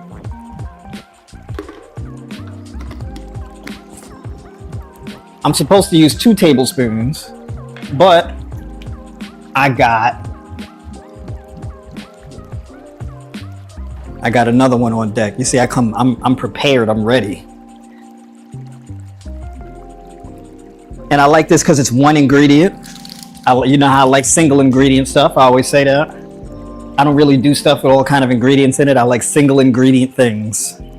Any complexity, I'd rather do it myself. I don't want all type of a laundry list of ingredients in anything I get. I like to practice food sovereignty. So that's my style. That's how I do. I like simplicity. I like autonomy.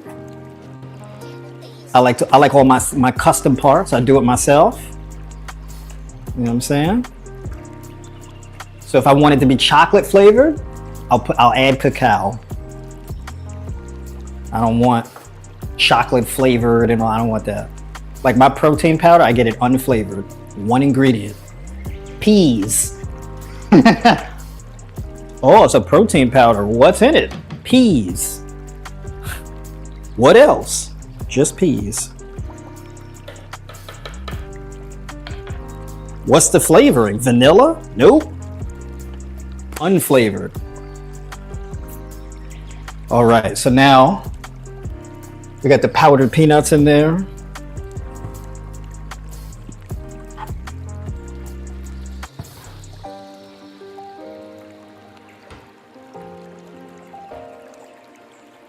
So that was like 22, 24 grams of protein. And now it's up to 32 grams.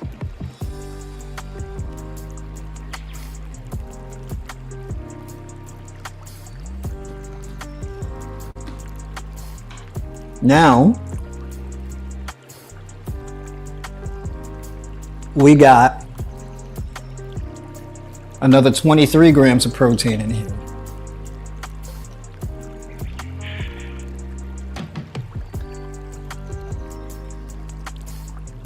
Boom. The thing to it that I like about this is the fact that the protein powder gives it a little bit more thickness. So it's like kind of like a pudding, but not really like a pudding though, because I'm not blending it. But it makes it a little bit more hearty.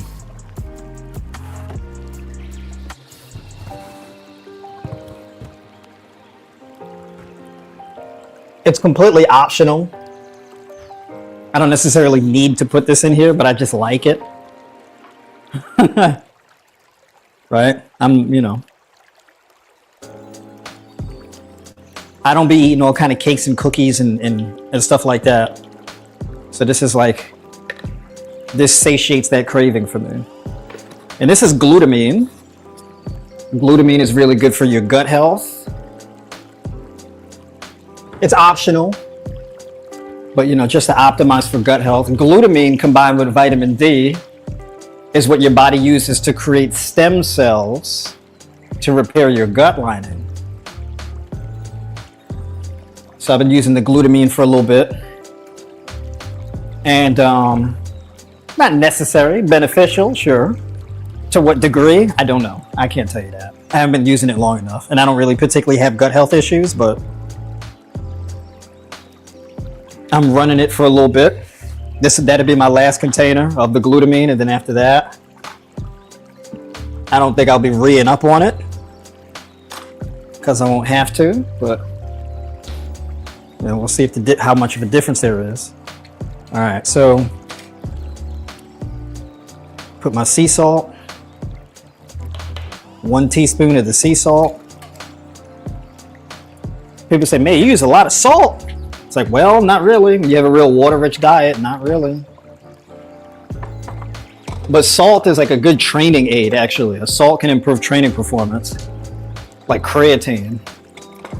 So there's actually a benefit for it. For those of you who may have high blood pressure, no, salt does not worsen blood pressure, and no, reducing salt intake is not necessarily a benefit either. All right, you're better off adding more water and potassium to your diet than cutting salt. All right, you have to do the process of elimination through addition rather than just cutting things. All right. I think next time I do this, I'm going to add banana. I'm going to add banana instead. So it'll be like a banana overnight oats.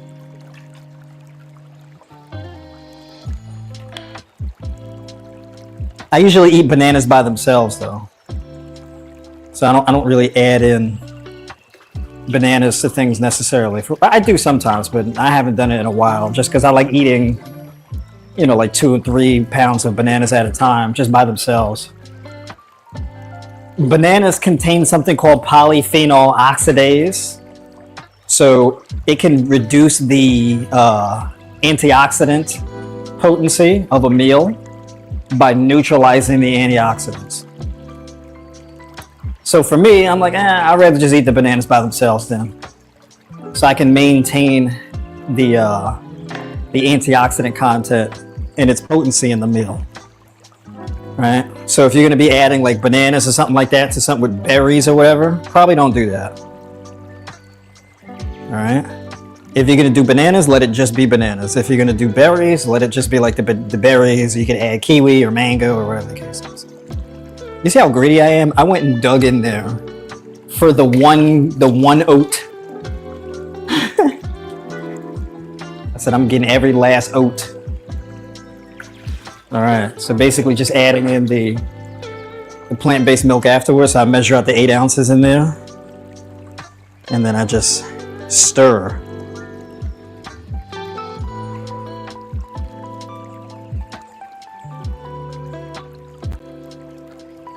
I gotta sit down and eat my meal, but I want to show y'all this right quick. So I stir this up, let it thicken up in there. You know what? I'm going to do something. I'm going to add in some agave.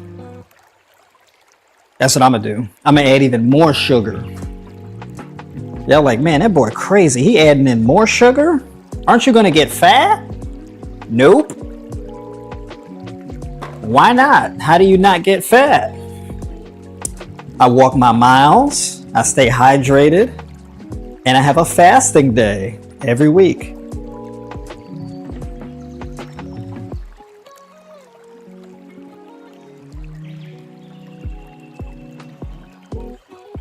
And I keep my fats pretty low also. So I get like a maximum of like 50, 60 grams of fat in my meals per day. And I live a pretty active lifestyle, especially now that the sun is up. All right. So now that's done. I gotta figure out what to put that in. Because what I normally put that in, it's not clean. I was supposed to run the dishwasher. I haven't done it yet.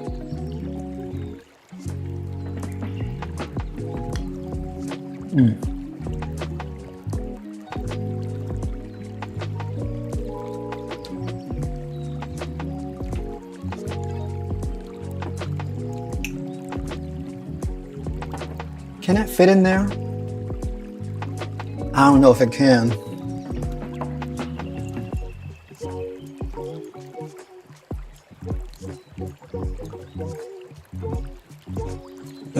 I don't think it's gonna fit. I don't think so. So I'm err on the safe side.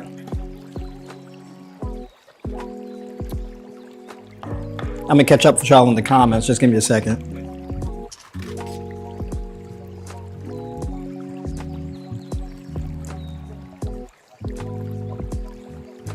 All right, there we go. Yeah.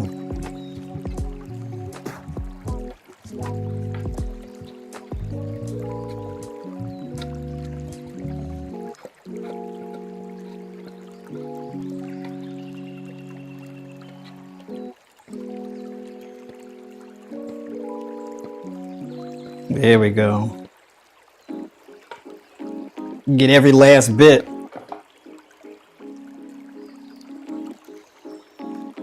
So now that is going to be breakfast for tomorrow. And I'm going to soak some more oats so that I can do it again tomorrow. That's it.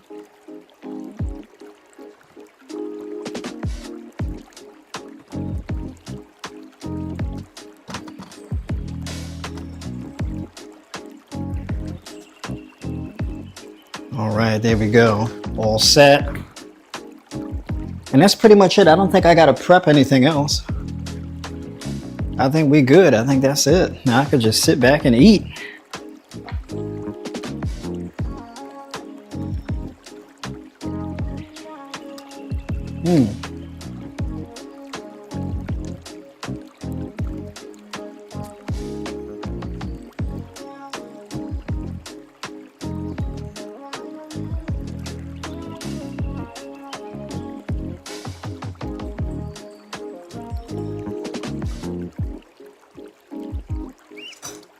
Well, you said you got me eating big bowls of just bananas almost every morning.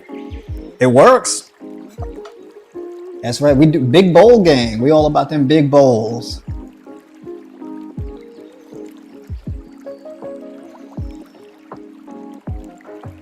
Oh, you said thanks for that information because I was making a shake with what? With a 1G banana. What's a 1G banana?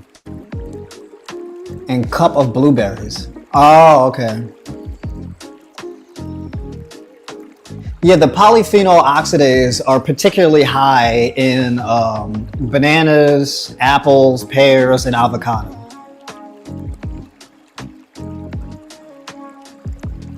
So basically, the fruits that turn brown real quick when they're exposed to oxygen is those. Oh.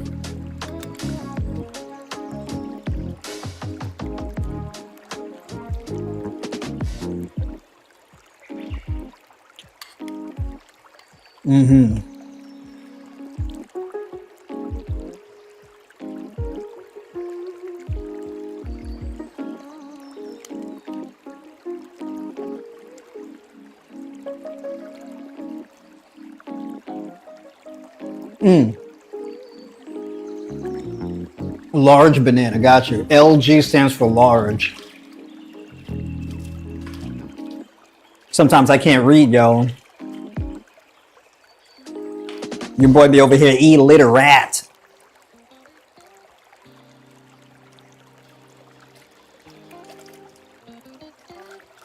All right, now I'm gonna load up the dishwasher tonight and run the dishwasher.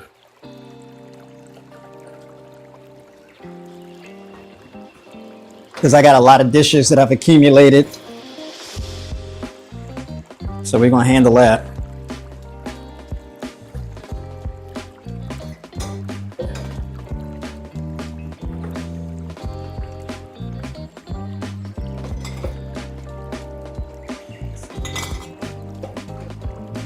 Got all kind of stuff unracked up over there.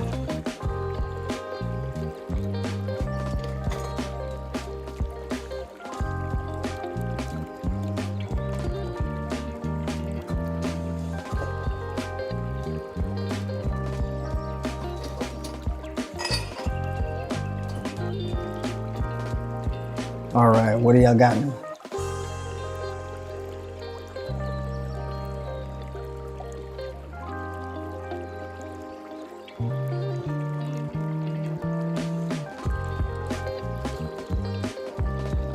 Yo, but you ask me this every single stream. I've answered this question for you so many times, but I'll do it for your audience.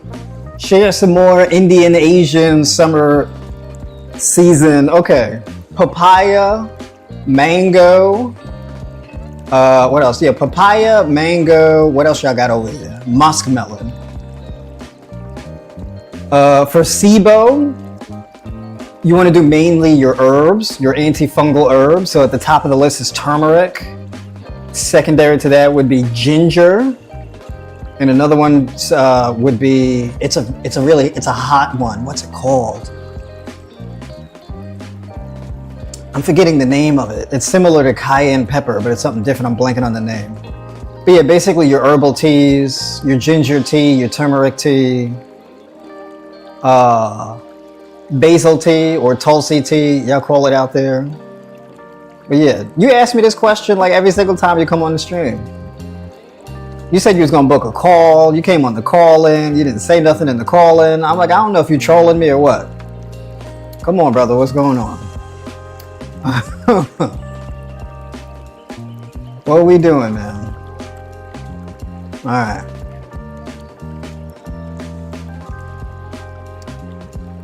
Name of the pea protein? It is Naked Pea Protein by Naked Nutrition.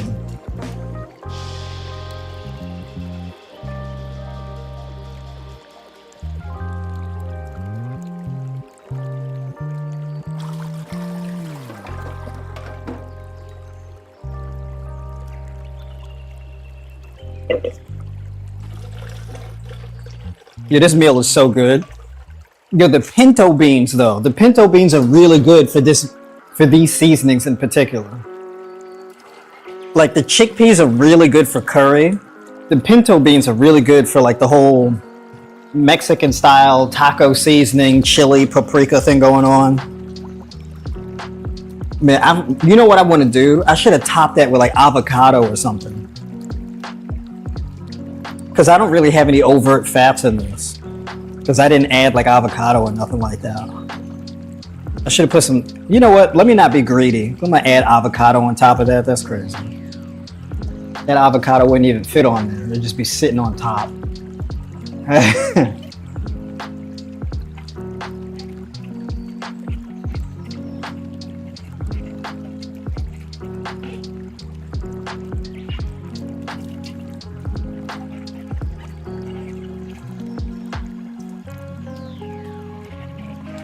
But yeah, so basically ordering in bulk online, you can either order things from Amazon, like I'll order in bulk things on Amazon, the rice, the lentils, the hemp seeds, or you can order from those companies directly on their websites. So you can do a Google search, read reviews if you want to find your own, or you can go to tribebynora.tv, you can go to my link tree. I should have put my link tree in this live stream. But I have up my recommendations too that I have for tribe members. I got a little tribe shop thing going on. And I put that in the link tree, but I didn't put my link tree in the description of this live stream, which I should have, but it's all good. I'll have to add it in afterwards. All right, here we go. I had to put the rest of that onion away. Got to clean up this stovetop. So this is why it's going to take me forever to finish my meal, because I'm over here putzing around cleaning.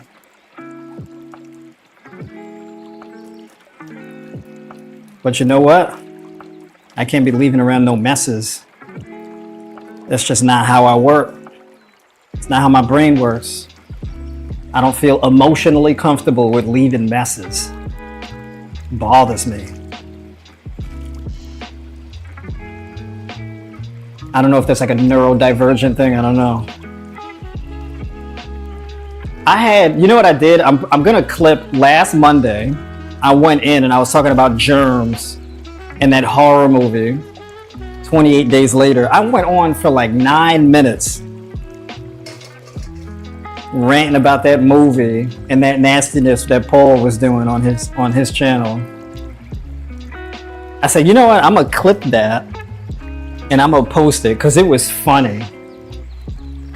It was like a little stand-up routine that I was doing on the fly.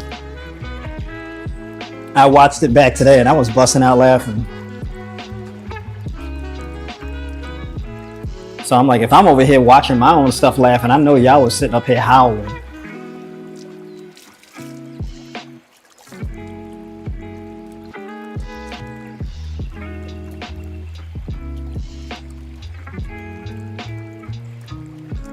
Got all of this water over here. Water boy leaving water.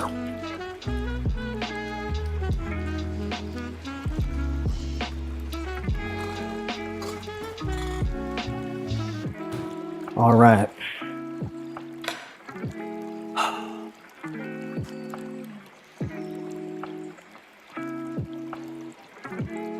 All right, y'all, we done?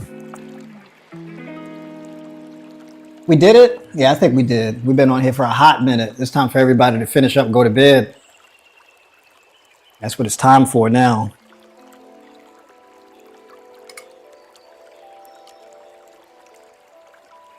And I had to eat my food while it's warm. But I appreciate everybody tuning in with me live. You know how we do every Monday, 7 p.m. Eastern. Hit the like on the way out. Subscribe to the channel if you haven't done so already. Head over to tribebynoir.tv or .com.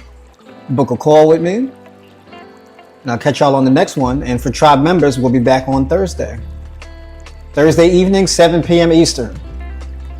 All right? So, having said that, get some rest and take care of yourself.